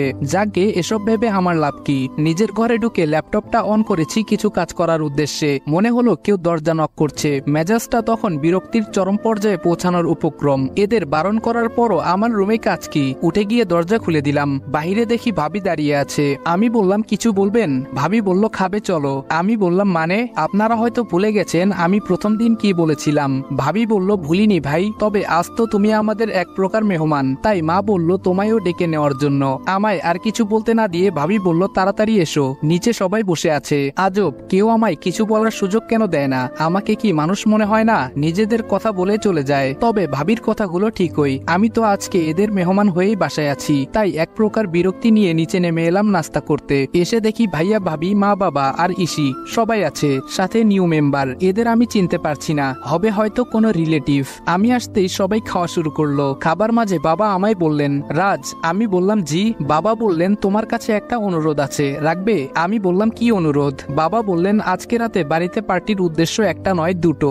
যেটা আমার মনে হচ্ছিল সেটাই হলো। আমি বললাম, তো এটা আমায় বলার কি আছে? বুঝতে পারছি না ওদের বাড়ির পার্টিতে একটা বাইরের ছেলেকে এত গুরুত্ব কেন দিচ্ছে। বাবা বলল, তোমার কাছে আবদারটা ছিল। বাবা তার কথাটা শেষ করতে পারেনি, তার আগেই বাবার মোবাইলে ফোন চলে এলে তিনি সবাইকে বলেন জরুরি কাজ আছে, তাই তিনি বেরিয়ে গেছেন। তারপর বাসার কেউ আর এই বিষয়ে কথা বলেনি, আমিও কিছু জানতে চাইনি। খাওয়া দাওয়া করে উঠে যাই আর সবাই ব্যস্ত হয়ে যায় যার যার কাজে। আমি রুমে বসে আছি, তখন ওই ফোনে একটা কল আসে। ফোনটা কেটে ল্যাপটপটা অন করে গুগলে ঢুকে কিছু ব্যক্তির পরিচয় খুঁজতে থাকি, কিন্তু তেমন কিছু পাচ্ছি না। দেখতে দেখতে সন্ধ্যা হয়ে যায়। পার্টিতে আমন্ত্রিত লোকজন আসা শুরু করেছে। আমি অগ্নিকে ফোন দিয়ে জানিয়ে দেই পার্টির কথা। আজ আমি বাড়িতে ব্যস্ত থাকবো। পার্টি মনে হচ্ছে বেশ জমজমাট হয়ে গেছে। আমিও তৈরি, কালো প্যান্ট, সাদা শার্ট, সাথে ব্লু কালার কোট, হাতে ব্র্যান্ডের ওয়াচ। চুলগুলো একটু নেড়ে চেড়ে ঠিক করে নিয়ে নিচে চলে আসি। রোহানদের বাড়ির লোকজন ইতোমধ্যে চলে এসেছে, সবাই অপেক্ষা করছে পাত্রীর জন্য। আমি পার্টির এক সাইডে দাঁড়িয়ে আছি। এর মধ্যে একটা লোক হাতে দুটো ড্রিঙ্কস এর গ্লাস নিয়ে একটা আমার দিকে বাড়িয়ে রেখেছেন। আমি বললাম, নো থ্যাঙ্কস। সে গ্লাসটা আরেকটু আমার দিকে বাড়িয়ে ধরলো। আমি বললাম, আমি ড্রিঙ্কস করি না। সে বলল, ইয়াং ম্যান, এটা ফলের জুস। কণ্ঠটা বেশ পরিচিত। এতক্ষণ উনার দিকে না তাকিয়ে কথা বলেছিলাম, কারণ আমার মুখটা ফোনের দিকে গোজা ছিল। তাকিয়ে দেখি মিজান আঙ্কেল, যিনি আমায় এই বাড়িতে ভাড়া থাকার ব্যবস্থা করে দিয়েছেন। বলতে গেলে আমার আসল পরিচয় আমার সিনিয়র ব্যতীত একমাত্র মিজান আঙ্কেলই জানেন। তবে আরেকজন ব্যক্তি জানতেন, সেটা না হয় এখন আপনাদের অজানা থাক, পরে আস্তে আস্তে ঠিকই জেনে যাবেন। আমি বললাম, ও সরি আঙ্কেল, আমি খেয়াল করিনি। আঙ্কেল বললেন, কোনো সমস্যা নেই, এসব হতেই পারে। আমি বললাম, কেমন আছেন আঙ্কেল? আঙ্কেল বলল, ভালো আছি বাবা, তুমি কেমন আছো? আমি বললাম, এই তো আঙ্কেল, আলহামদুলিল্লাহ ভালো আছি। আঙ্কেল বলল, আমি বুঝি বাবা তোমার কষ্টটা, নিজের পরিবারের কাছে থেকেও কতটা দূরে আছো তুমি। আমি বললাম, সবই ভাগ্য আঙ্কেল, ওনার সাথে টুকটাক কথা চলছে। লোকটা অনেক ভালো, বাবার অনেক পুরনো বন্ধু। আমি ছোটবেলাতেও ওনাকে আমাদের বাড়িতে দেখেছি। আমাদের অনেক স্নেহ করতেন। উনি যতক্ষণ বাসায় থাকতেন আমাদের সাথে অনেক দুষ্টামি করতেন। নিজের বাবা মার থেকে উনাকে আমার তখন বেশি ভালো লাগতো। তবে ভাগ্যক্রমে দেখা গেল আমার সিনিয়র স্যারের সাথেও উনার সম্পর্কটা বেশ বন্ধুত্বপূর্ণ, আর সেখান থেকেই উনার সাহায্যে আমার এই বাড়িতে প্রবেশ করা আর কি। কথার মাঝে খেয়াল করলাম সবাই উপরে সিঁড়ির দিকে হা করে তাকিয়ে আছে। এটা দেখে আমিও সেদিকে তাকালাম। মাশাআল্লাহ, আমার বোনটাকে ঠিক যেন রূপকথার রাজকন্যার মতো লাগছে। সবাই ওর দিকে তাকিয়ে আছে। তবে আমার চোখ পাশের জনের উপর আটকে গেছে। সেটাকে আপনারাই বলুন। আমি আবার এত খারাপ না যে সবার উপর ক্রাশ খাবো। ছোট থেকে সব সময় একজনের উপরেই খাই বারবার। ইসিকে আজ দারুণ লাগছে। নীল রঙের ড্রেসে পুরাই যেন নীলপরি মনে হচ্ছে। আমি হা করে সেদিকে তাকিয়ে আছি। আমার ঘোর কাটলো মিজান আঙ্কেলের কথায়। আঙ্কেল বললেন, থাকো তাহলে ইয়াং ম্যান, এনজয় করো। আমি হ্যাঁ সূচক সম্মতি জানিয়ে মাথা নাড়ালাম, আর উনি অন্যদিকে চলে গেলেন। দেখতে দেখতে সময় ঘনিয়ে এলো। দুজনেই আংটি বদল করলো। সবাই করতালির মাধ্যমে অভিনন্দন জানাচ্ছে। আমিও তাই করলাম। আংটি বদল শেষে রূপ বদলে গেল, মানে মুহূর্তেই অন্যরকম একটা সাজ মনে হচ্ছে। এইরকমটা পূর্বের প্রস্তুতি, কারণ এখানে পার্টি দুটো হবার কথা ছিল। আমি তা আগেই জেনেছি। ভাবনার মাঝখানে শুনতে পেলাম ভাইয়া হাতে একটা মাইক্রোফোন নিয়ে সবার উদ্দেশ্যে বলছে, লেডিস অ্যান্ড জেন্টলম্যান, আপনাদের সবাইকে অনেক অনেক অভিনন্দন আমাদের এই পার্টিতে উপস্থিত হয়ে আমাদের পার্টিকে সাফল্যমণ্ডিত করার জন্য। আপনারা অনেকেই অবগত রয়েছেন আজ আমাদের পরিবারের একটি নয় বরং দুটি বিশেষ দিন। তার মধ্যে একটি আমার আদরের প্রিন্সেসের এঙ্গেজমেন্ট, অন্যটি হলো আমার হারিয়ে যাওয়া কলিজার টুকরো ছোট ভাই আদিবাল ইহসানের 24তম শুভ জন্মদিন। কথাটা বলতেই পুরো পার্টি জুড়ে করতালির জোয়ার বইতে শুরু করলো। আমার কাছে মনে হচ্ছে কিছুক্ষণের জন্য আমার পুরো পৃথিবীটা থমকে গেছে। ভাইয়ার মুখ থেকে কথাটা শুনে নিজের অজান্তেই চোখ বেয়ে পানি পড়তে শুরু করে। কোনো মতে হাত দিয়ে চোখের পানিটা মুছে নেই। ভাইয়ার হাত থেকে মাইক্রোফোনটা বাবা নেয়। তারপর বলা শুরু করে, আজ আমার ছোট ছেলে আদিবের 24 বছর পূর্ণ হলো। জানি না আমার ছেলেটা কোথায় আছে, কেমন আছে। ছোট মনে অভিমানের পাহাড় নিয়ে আমার সোনা হারিয়ে গেছে। জানি না আর কোনোদিন দেখা হবে কিনা, ক্ষমা চেয়ে নিতে পারবো কিনা। কথা বলতে বলতে লক্ষ্য করলাম বাবার গাল বেয়ে পানি পড়ছে। উপস্থিত সবার মুখগুলোই মলিন হয়ে রয়েছে। কিছুক্ষণ থেমে বাবা আবারও বলা শুরু করলো, আজকের এই দিনটা আমাদের পরিবারের কাছে অনেক মূল্যবান। প্রতি বছর এই দিনে আমাদের বাড়িতে কেক কাটা হয়। শহরের আশেপাশে সব এতিমখানার বাচ্চাদের খাওয়ানো হয়। জানি এসবের কিছুই আমার আদি জানে না। ছেলেটার বড্ড অভিমান আমাদের উপর। খেয়াল করলাম মিজান আঙ্কেল আমার দিকে তাকিয়ে আছেন। উনি ইশারায় বলছেন আমার চোখের পানি মোছার জন্য, কারণ এখন ভেঙে পড়লে চলবে না। আমার কাঁধে অনেক বড় দায়িত্ব। আমাকে আগে লক্ষ্যে পৌঁছাতে হবে, তারপর অন্য কিছু। এখানে সবাই উপস্থিত আছে, তবে একজনকে দেখতে পাচ্ছি না। হ্যাঁ ইসি, ওকে দেখতে পাচ্ছি না পার্টির কোথাও। তাই একটু উপরে গিয়ে দেখে আসবো ভেবে যেই উপরের দিকে পা বাড়াবো তখনই কানে একটা নাম নাম ভেসে আসে। বাবা বলল, রাজ। নামটা শুনে থমকে যাই, এখানে আমাকে কেন ডাকছে? ওরা কি চিনে ফেলেছে আমাকে? বাবা আবারও বললেন, রাজ একটু স্টেজে আসবে বাবা? আমি খেয়াল করলাম সবাই অবাক হয়ে আমার দিকে তাকিয়ে আছে। আমি অগত্যা স্টেজে উঠে দাঁড়ালাম। বাবা এসে আমার হাত ধরে বললেন, রাজ, তোমাকে প্রথম দিন দেখেই আমরা কেন জানি অনুভব করলাম তোমার মাঝে আমাদের হারানো আদিকে খুঁজে পাচ্ছি। তোমার আন্টি প্রথমে তোমায় আদি বলে ভেবে নিয়েছিল। আমি বললাম, দেখুন আঙ্কেল, আপনাদের কষ্টটা বুঝতে পারছি, তবে আপনাদের ধারণাটা ভুল। বাবা বললেন, রেগে যেও না প্লিজ, আমরা বুঝতে পারছি তুমি আদি নও। আমাদের আদি হলে এতদিন আমাদের থেকে নিজেকে আড়াল রাখতে পারতে না। আমি ভালোই বুঝতে পারছি আমি বাড়ি থেকে চলে যাওয়ায় সবার মধ্যে পরিবর্তন এসেছে, এমনকি ভাইয়া পর্যন্ত আমার জন্য কান্না করছে। খুব ইচ্ছে করছে চিৎকার করে বলতে, আমি তোমাদের আদি। বাবা, ভাইয়া, তোমরা আমাকে এত কাছে পেয়েও চিনতে পারছো না? মাকে জড়িয়ে ধরে কাঁদতে ইচ্ছে করছে খুব, ভেতরটা ছিঁড়ে যাচ্ছে আমার চাপা কষ্টে। বাবা বলল, রাজ, তোমার কাছে একটা অনুরোধ করব। আমি তাকিয়ে আছি, কোনো কথা বেরোচ্ছে না আমার মুখ দিয়ে। বাবা বলল, আমার ছেলে হয়ে আজকে ওর 24তম জন্মদিনের কেকটা তুমি কেটে দিবে বাবা? আমি কিছু বললাম না। কে যেন বলেছিল নীরবতা সম্মতির লক্ষণ, আর তাই তারাও ভেবে নিয়েছে সেটাই। ভাইয়া আমাকে কেকের কাছে নিয়ে গিয়ে দাঁড় করিয়ে হাতে একটা ছুরি দিল। আমিও ফু দিয়ে মোমবাতি নিভিয়ে কেকটা কেটে প্রথমে মায়ের মুখের সামনে ধরলাম।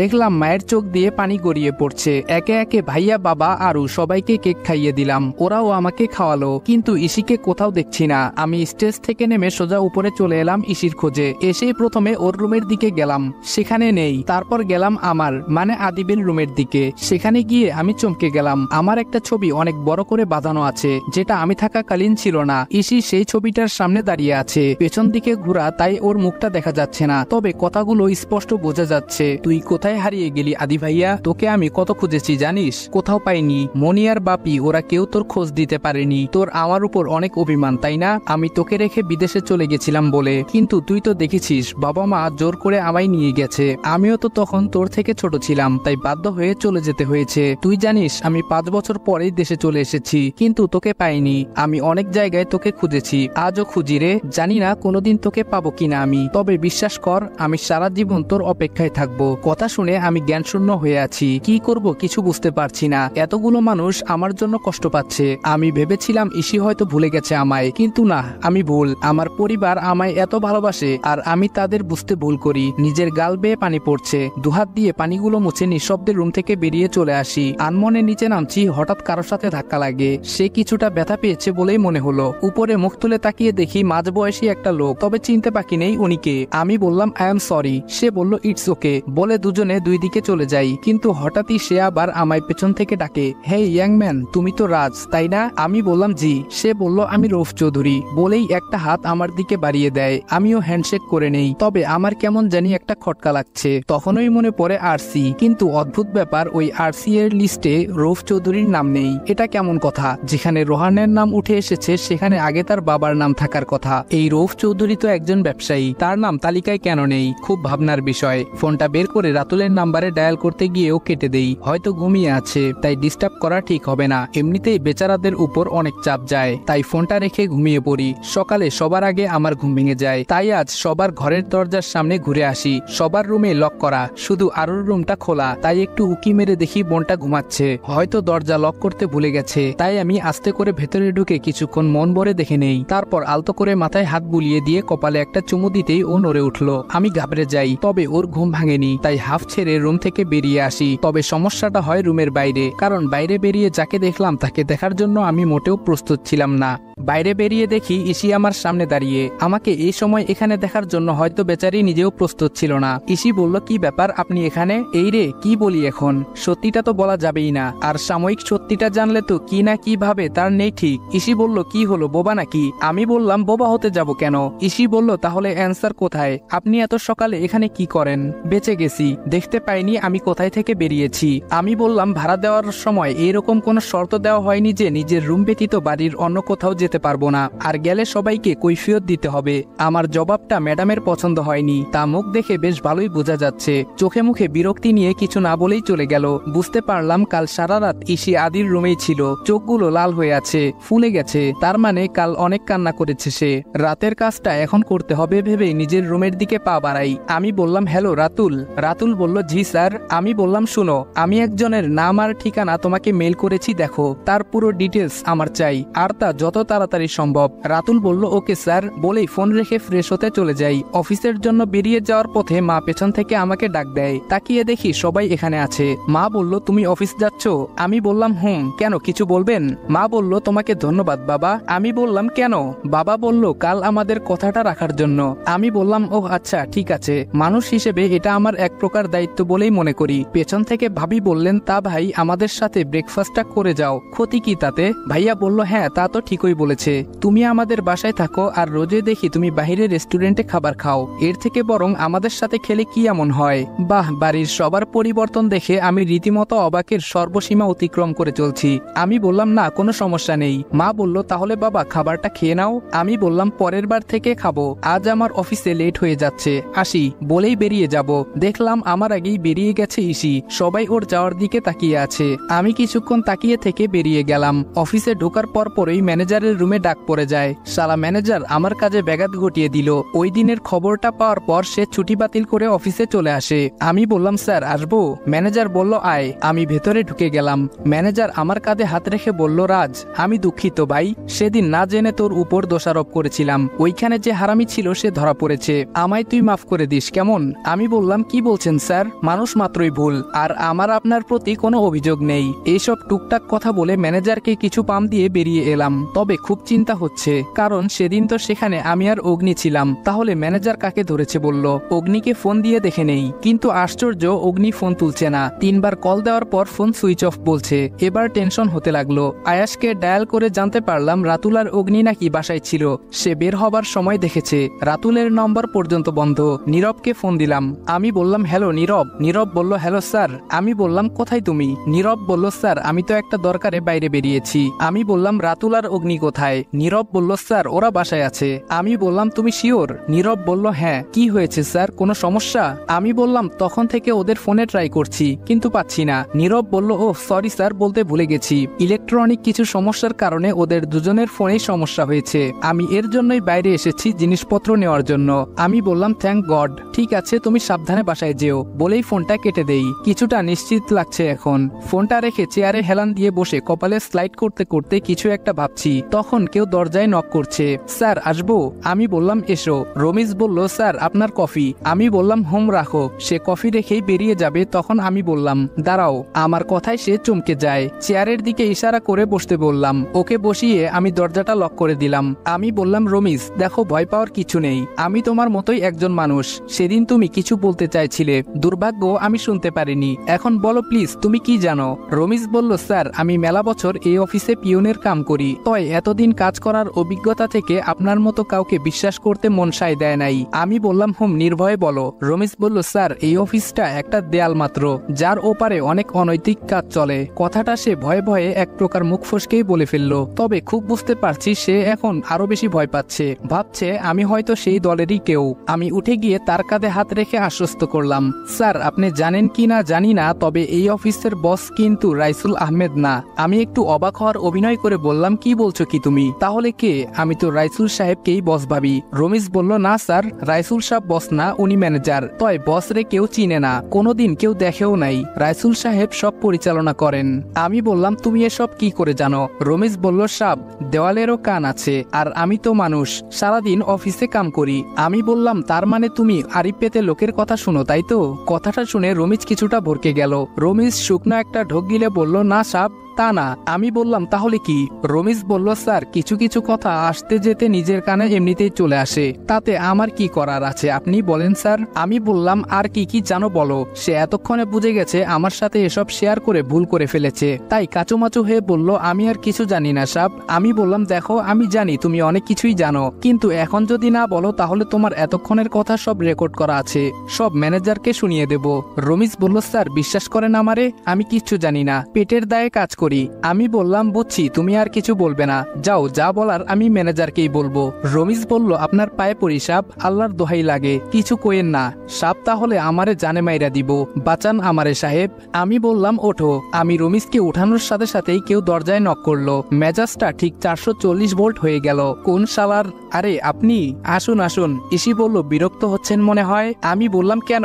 ইসি বলল না দেখে মনে হলো। আমি বললাম সব সময় নিজের ভাবনাটাকে ঠিক ভাবাটাও কিন্তু ভুল মিস। ইসি বলল ঈশিতা জামান। আমি বললাম ও আচ্ছা, নাইস নেম। ইসি বলল আপনার সাথে গল্প করতে আসিনি। আমি বললাম আমি কখন বলেছি এটা। ইসি বলল ফাইলগুলো নিন। আমি বললাম এইগুলো কি আমার কাছে জমা দেওয়ার জিনিস? ইসি বলল সেটা আমি কখন বললাম? আমি বললাম দেখো ইসি, দেখুন মিস ঈশিতা, আপনি কিন্তু রীতিমতো তর্ক করছেন। ইসি বলল আই এম সরি স্যার। আমি বললাম ইটস ওকে। ইসি বলল ফাইলগুলো আপনার ছিল, পরশু ভুলে আমার ফাইলের সাথে চলে যায়, তাই আমি কমপ্লিট করে রেখে দেই, কিন্তু এখন দেখছি উপকারের বিপরীত শাস্তি। কথাটা আসলেই অনেকটা সত্যি। আমি বললাম oh I am sorry and thank you so much. ইসি বলল ইটস ওকে অ্যান্ড ওয়েলকাম বলে সে বেরিয়ে যায়। আমিও টেবিলের ফাইল দুটো রেখে মুচকি হাসি দিয়ে চেয়ারে বসে পড়ি। আমার বোঝার বাকি নেই মিস ঈশিতা জামান, আপনি কেন আগ বাড়িয়ে কারোর সাহায্য করতে এসেছেন। তবে তোর ধারণা ভুল ইসি, তুই হয়তো ভাবছিস আমিও এসব 2 নাম্বার কাজের সাথে জড়িত। খুব তাড়াতাড়ি তোকে সত্যিটা জানাবো আমি। বলেই একটা দীর্ঘশ্বাস ফেলে ফাইলগুলো চেক করে রেখে দেই। অমনি আমার ফোনটা বেজে ওঠে। ফোনটা রিসিভ করে বললাম হ্যালো। অপর সাইড থেকে আয়াস বলল হ্যালো স্যার, কেমন আছেন?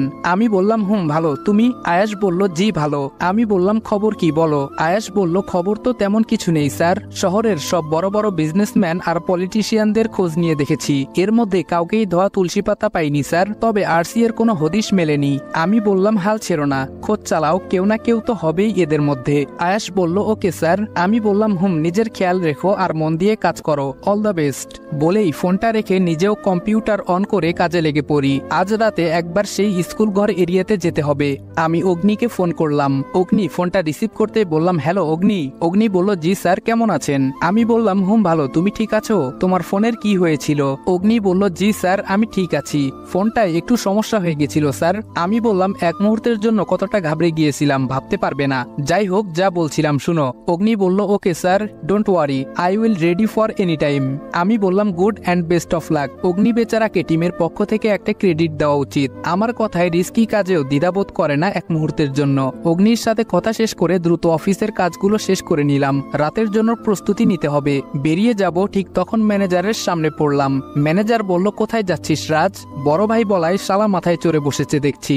আমি বললাম আসলে স্যার আমার কাজ কমপ্লিট করে ফেলেছি, মাথাটা তখন থেকে ঝিমঝিম করছে, তাই আপনার রুমে যাচ্ছিলাম এটা বলতে যে আজ বাড়ি চলে যাই। ম্যানেজার বলল ও আচ্ছা ঠিক আছে, যা রেস্ট নে, আজ তোর ছুটি। আমি বললাম ধন্যবাদ স্যার, অসংখ্য ধন্যবাদ বলেই চলে এলাম। ম্যানেজার নিজেও সামনের দিকে হাঁটা ধরল, আর আমি পেছনে ফিরে কিছুক্ষণ ওর যাওয়ার দিকে তাকিয়ে একটা ডেবিল হাসি দিলাম। বেচারা বুঝতে পারছে না কার উপর এত ভরসা করছে। বাসায় পৌঁছে নিত্য প্রয়োজনীয় কাজগুলো সেরে নিলাম, সাথে রাতের কাজের জন্য কিছু প্রস্তুতি। ওদের 4 জনকে জানিয়ে দিলাম সবকিছু, তবে আমার সাথে যাবে শুধু অগ্নি। দেখতে দেখতে সন্ধ্যা হয়ে গেল। আমার কেন যেন মনে হয় আমার উপর কেউ নজর রাখে, তবে সেটা ইসি ছাড়া আর কেউ না। যত যাই হোক, সে তো একজন প্রশাসনের লোক আর উচ্চপদস্থ অবস্থাতেই আছে, তার পক্ষে আমার মতো একজন মানুষকে সন্দেহ করাটাই স্বাভাবিক। তবে জানে মান, তোমার আদিও কিন্তু কম যায় না। যাই হোক, ওকে নিয়ে পরে ভাববো, এখন নিজের কাজে মন দেই। এখন রাত 12টা বাজার কিছু সময় বাকি। ফোন দিলাম অগ্নিকে। আমি বললাম হ্যালো অগ্নি। অগ্নি বলল হ্যালো স্যার। আমি বললাম আর ইউ রেডি? অগ্নি বলল yes sir, I am ready. আমি বললাম ওকে, তাহলে তুমি বের হও, আমি আসছি। ফোনটা কেটে আমিও বেরিয়ে পড়ি, সময় মতো পৌঁছাতে হবে। 12টা বেজে 16 মিনিটে আমি পুরো প্রস্তুতি নিয়ে গন্তব্যে পৌঁছে যাই। গিয়ে দেখি অগ্নি আমার জন্য দাঁড়িয়ে আছে। আমি বললাম কখন এলে? অগ্নি বলল এই তো এক্ষুনি। আমি বললাম লেটস গো বলেই দুজনে নিজেদের বাইকগুলো নিরাপদে রেখে সামনের দিকে পা বাড়ালাম। অতি সাবধানে দেওয়াল টপকে ভেতরে পৌঁছে গেছি। আমার পেছনেই অগ্নিও নেমে পড়ে। আমি বললাম অগ্নি আর ইউ ওকে?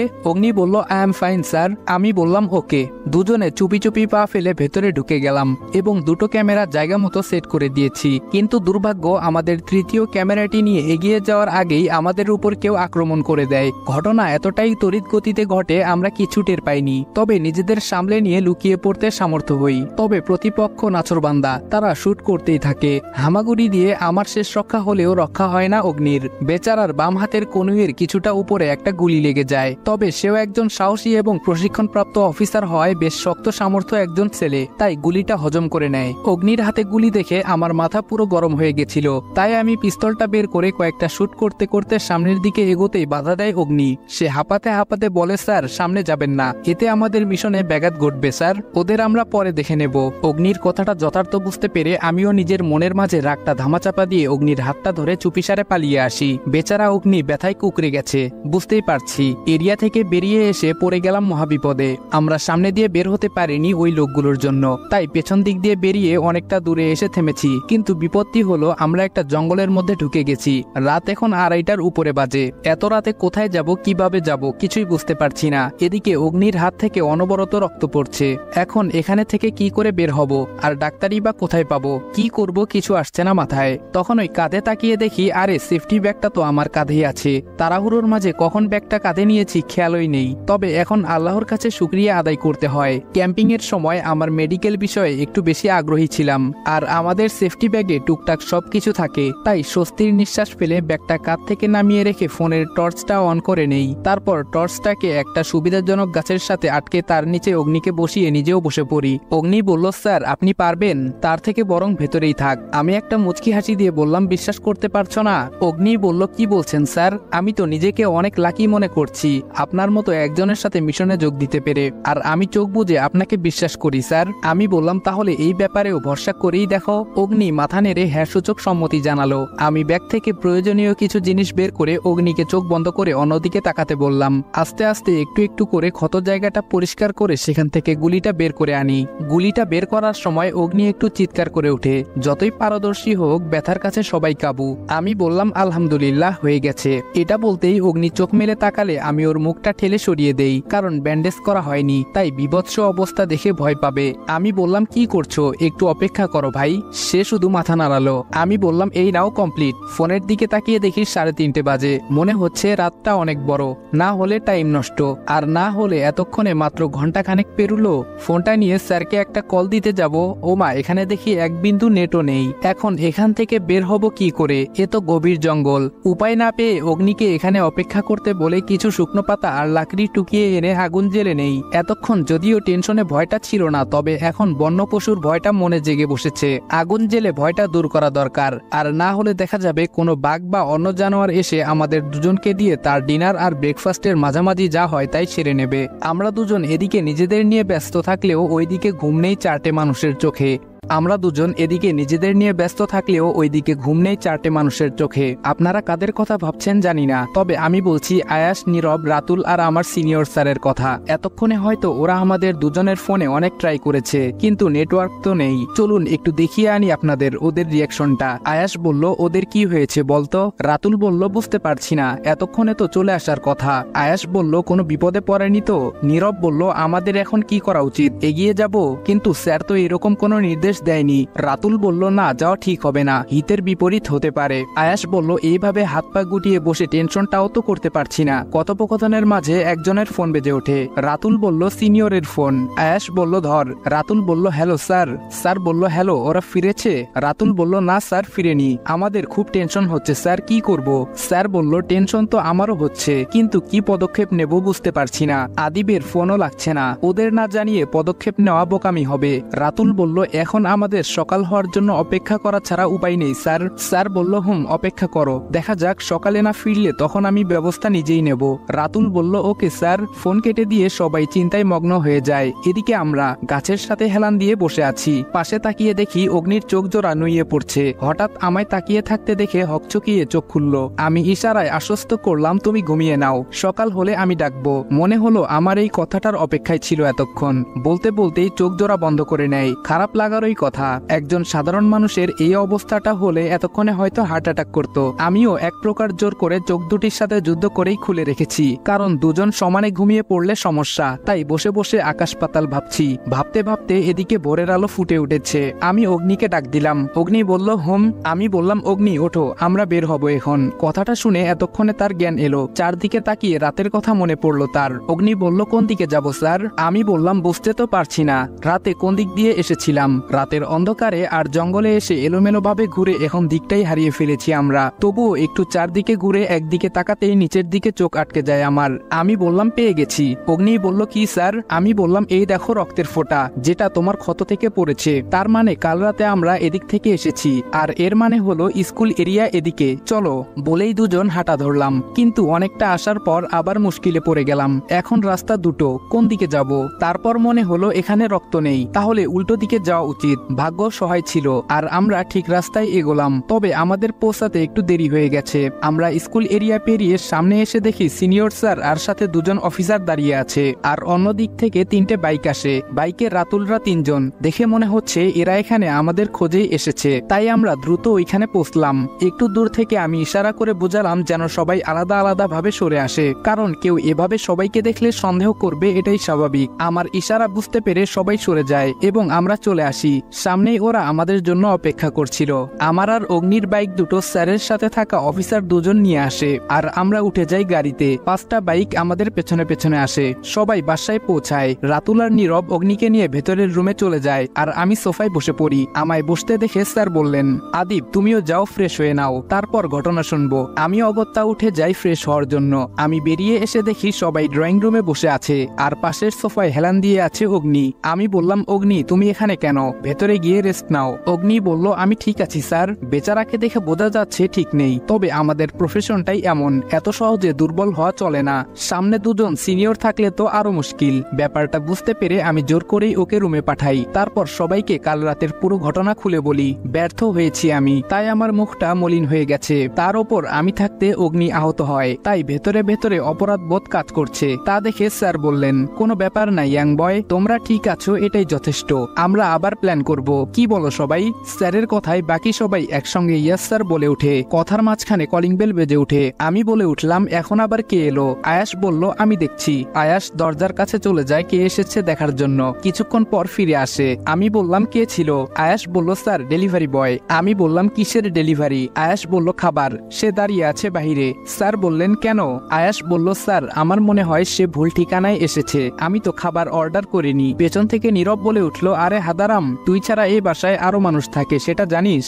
আয়াস বোকার মতো তাকিয়ে আছে। নীরব বলল, আমি করেছি অর্ডার। বলেই আয়াসের মাথায় চাটি মেরে দরজার দিকে এগিয়ে যায়। নীরবের সাথে তাল মেলায় রাতুল। রাতুল বলল, তুই সত্যি একটা হাদারাম, তোকে এই প্রফেশনে সাজেস্ট করে কে রে? আয়াস বলল, তোর দাদা। রাতুল বলল, বলিস কি ভাই? আমার দাদা মহাশয় তো আমি ইনস্টল হওয়ার আগেই আনইনস্টল হয়ে গেছিল। তোকে কি স্বপ্নে এসে সাজেস্ট করেছে? আয়াস বলল, হুম করেছে।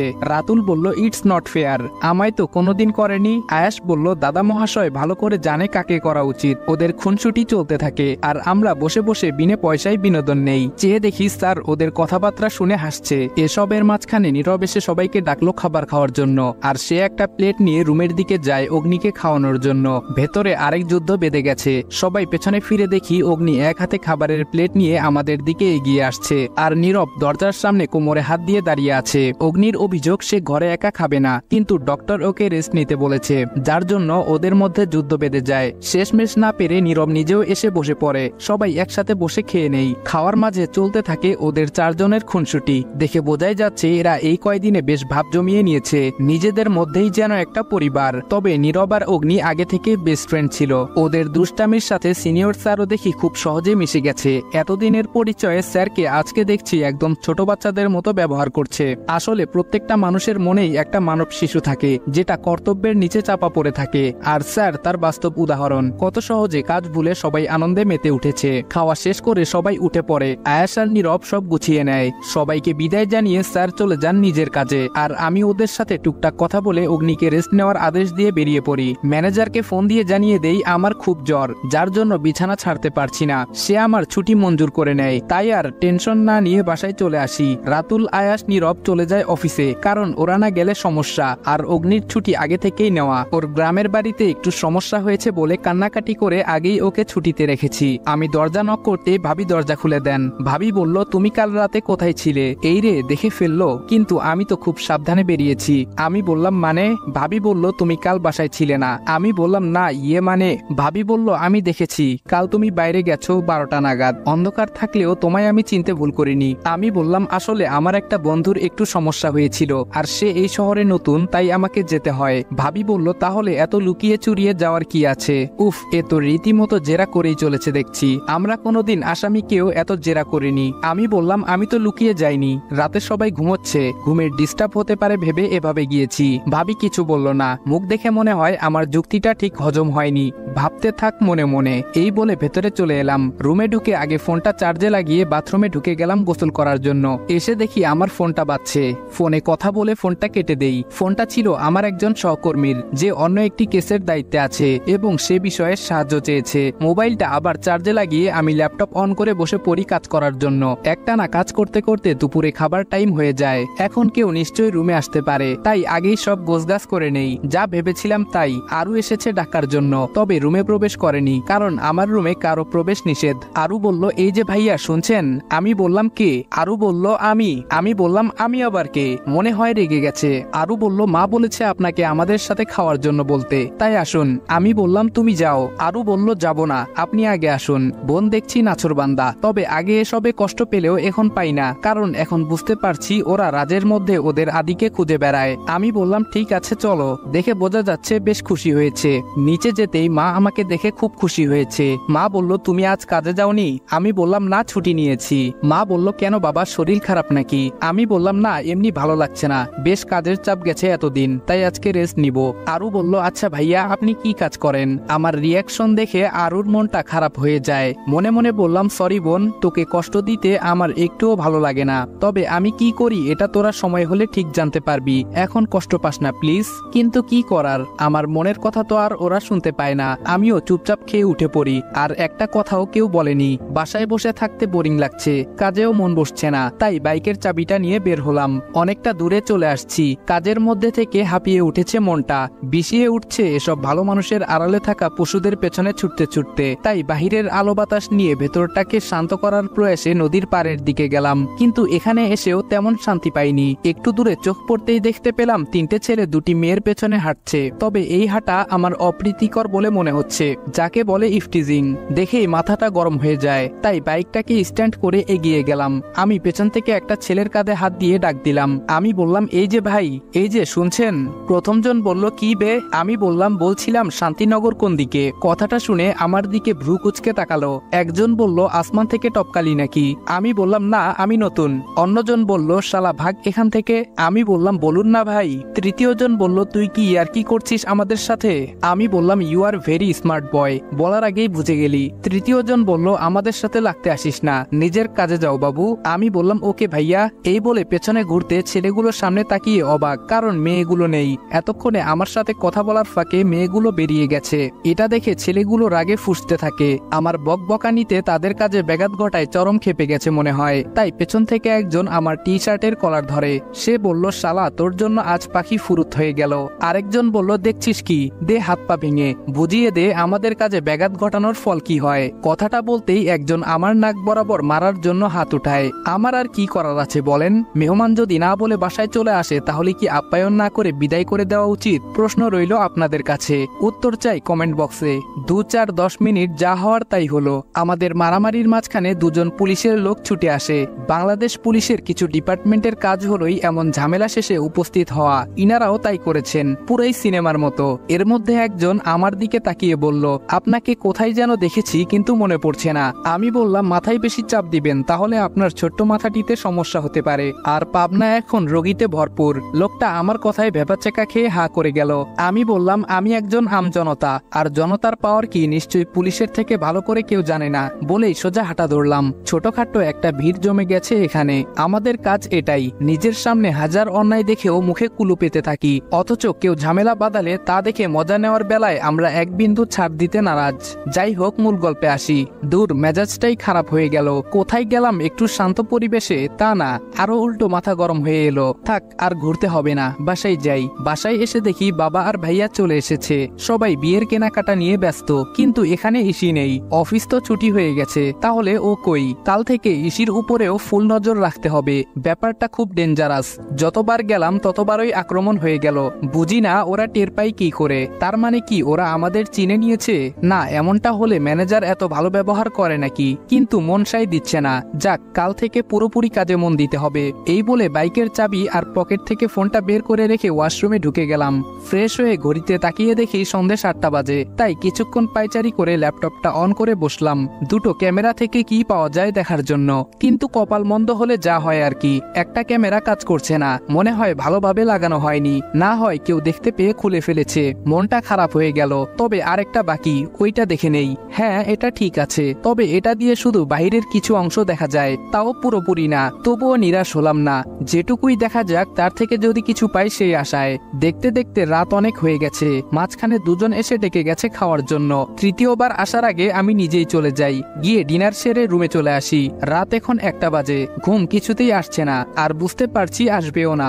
বাইরে বেরোনো দরকার, কিন্তু আবার যদি ভাবি দেখে ফেলে তাহলে সমস্যা সৃষ্টি হতে পারে। পাইছি, নিজের রুমের বারান্দা দিয়ে দেওয়ালের পিলার বেয়ে বেয়ে নেমে এলাম। পার্কিং রুমে গিয়ে বাইকটা বের করে নিয়ে এসেছে দারোয়ান, কারণ মানির কাছে সবাই বস। জানেনই তো, রাত বিরেতে বের হতে হলে দারোয়ানকে হাত করাই লাগে, তাই গেটে তেমন সমস্যা হয়নি। রাত বাজে 1টা, বাসা থেকে তো বের হলাম, এখন কোন দিকে যাব?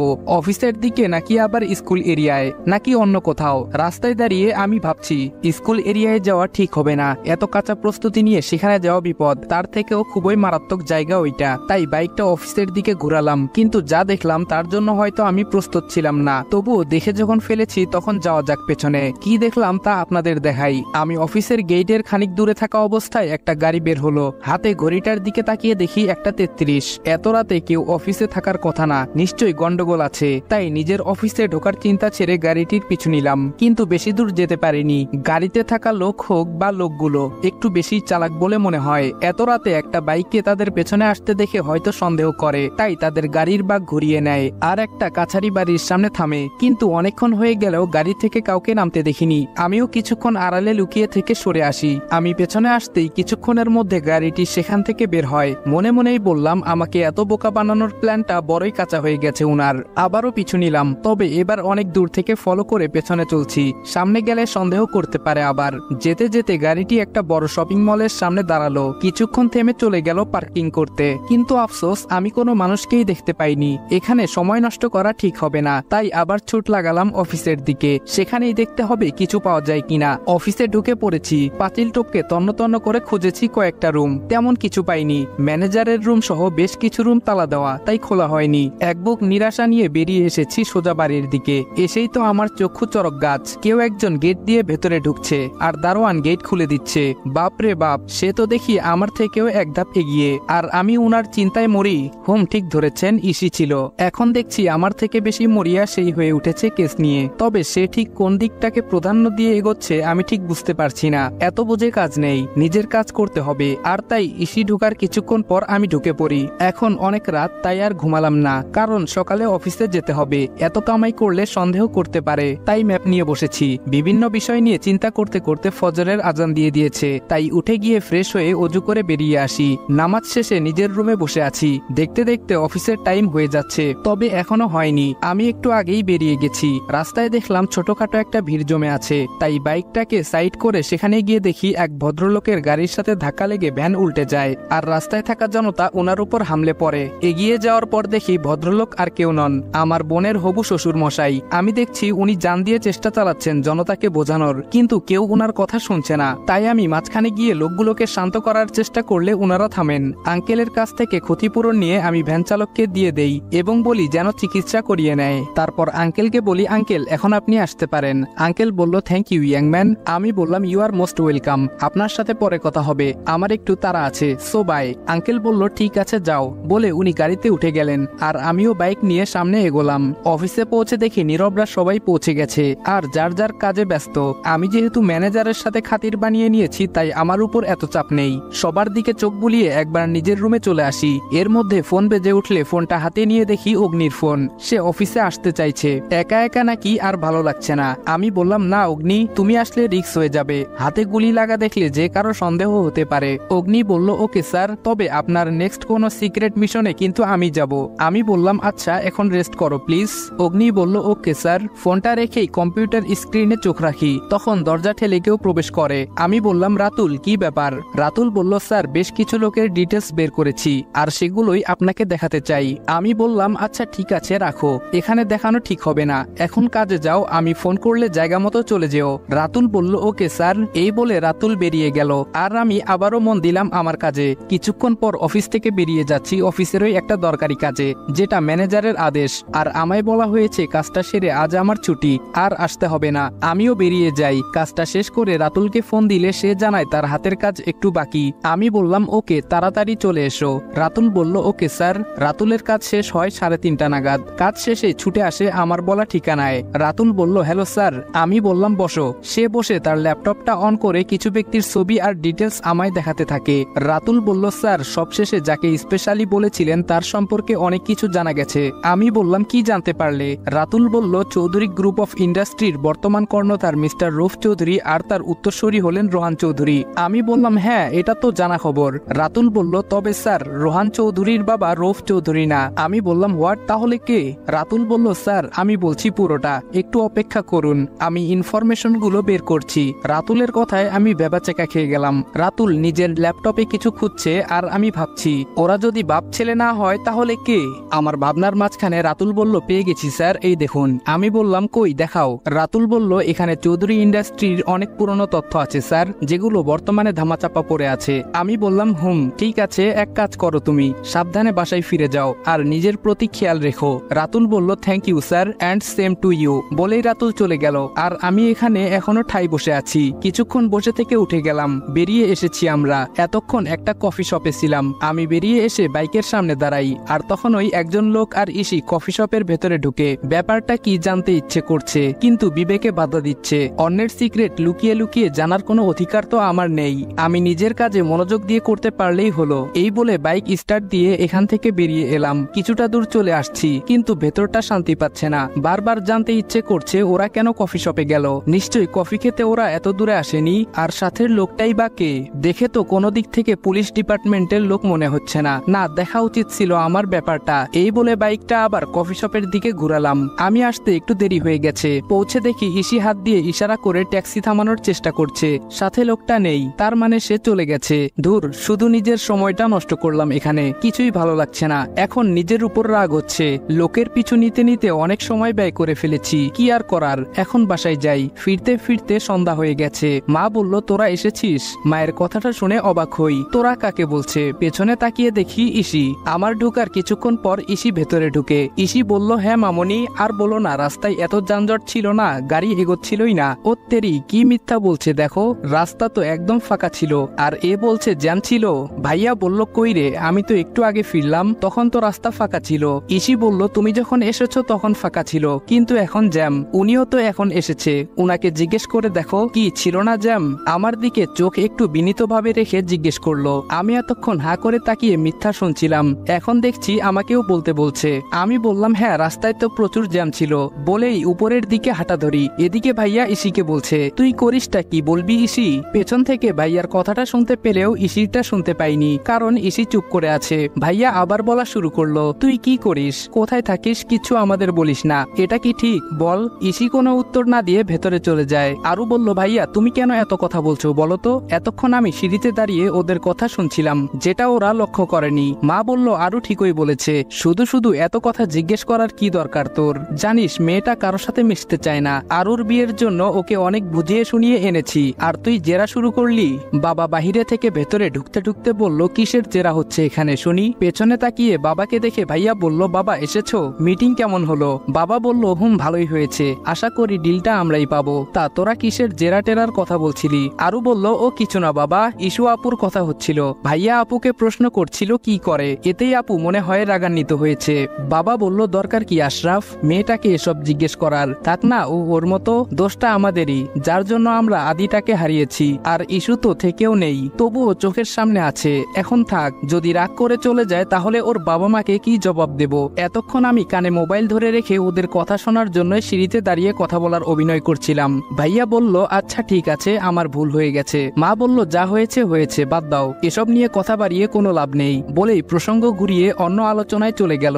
আর আমি নিজের রুমে চলে এসেছি, কিন্তু তাদের কথার মাথামুন্ডু কিছু বুঝে উঠতে পারছি না। ইসির আবার কি হয়েছিল, আরো আলাদাই বা কেন থাকে, হিসেব কোনোটাই মিলাতে পারছি না। ধুর, মাথা ধরে আসছে আমার। তাই ফ্রেশ হতে ওয়াশরুমের দিকে গেলাম। অনেকক্ষণ ধরে শাওয়ার নিয়ে বেরিয়ে এলাম। ঘড়িতে এখন 8:48, তাই ফোনটা হাতে নিয়ে বসেছি। ফোনের ভেতরে ফেসবুক স্ক্রল করতে করতে চোখ দুটো বন্ধ হয়ে আসছে, তাই উঠে গিয়ে আবার চোখে মুখে পানি ছিটিয়ে দিলাম। আসলে শরীরটা দুর্বল, তার উপর এত প্রেসার, মনে হচ্ছে জ্বর আসতে চাইছে আমার। কিছুক্ষণ পর মা এসে বলে খেতে যাওয়ার জন্য, তাই উঠে যাই। আমিও মনে মনে এটাই চাইছিলাম, কিছু একটা খেয়ে ওষুধ খেতে হবে, এত সহজে দুর্বল হলে চলবে না। তাই আর দেরি না করে মায়ের পেছন পেছন চলে যাই নিচে। আমাকে দেখে দেখে বাবা বলল, রাজ তোমায় এত ডাকতে হয় কেন? নিজের থেকে আসা যায় না? খেয়াল করলাম সবাই আমার দিকে তাকিয়ে আছে। আমি কিছু না বলে চেয়ার টেনে বসে গেলাম। আমার কোনো উত্তর না পেয়ে বাবা একটা দীর্ঘশ্বাস ছাড়লেন। ভাবি বলল, ইসু নাকি খাবে না? ভাবির কথাটা শুনে আমি ভাবির দিকে তাকাই। এতক্ষণে খেয়াল করলাম এখানে ইসি নেই, তাই তো কেমন কম কম লাগছিল।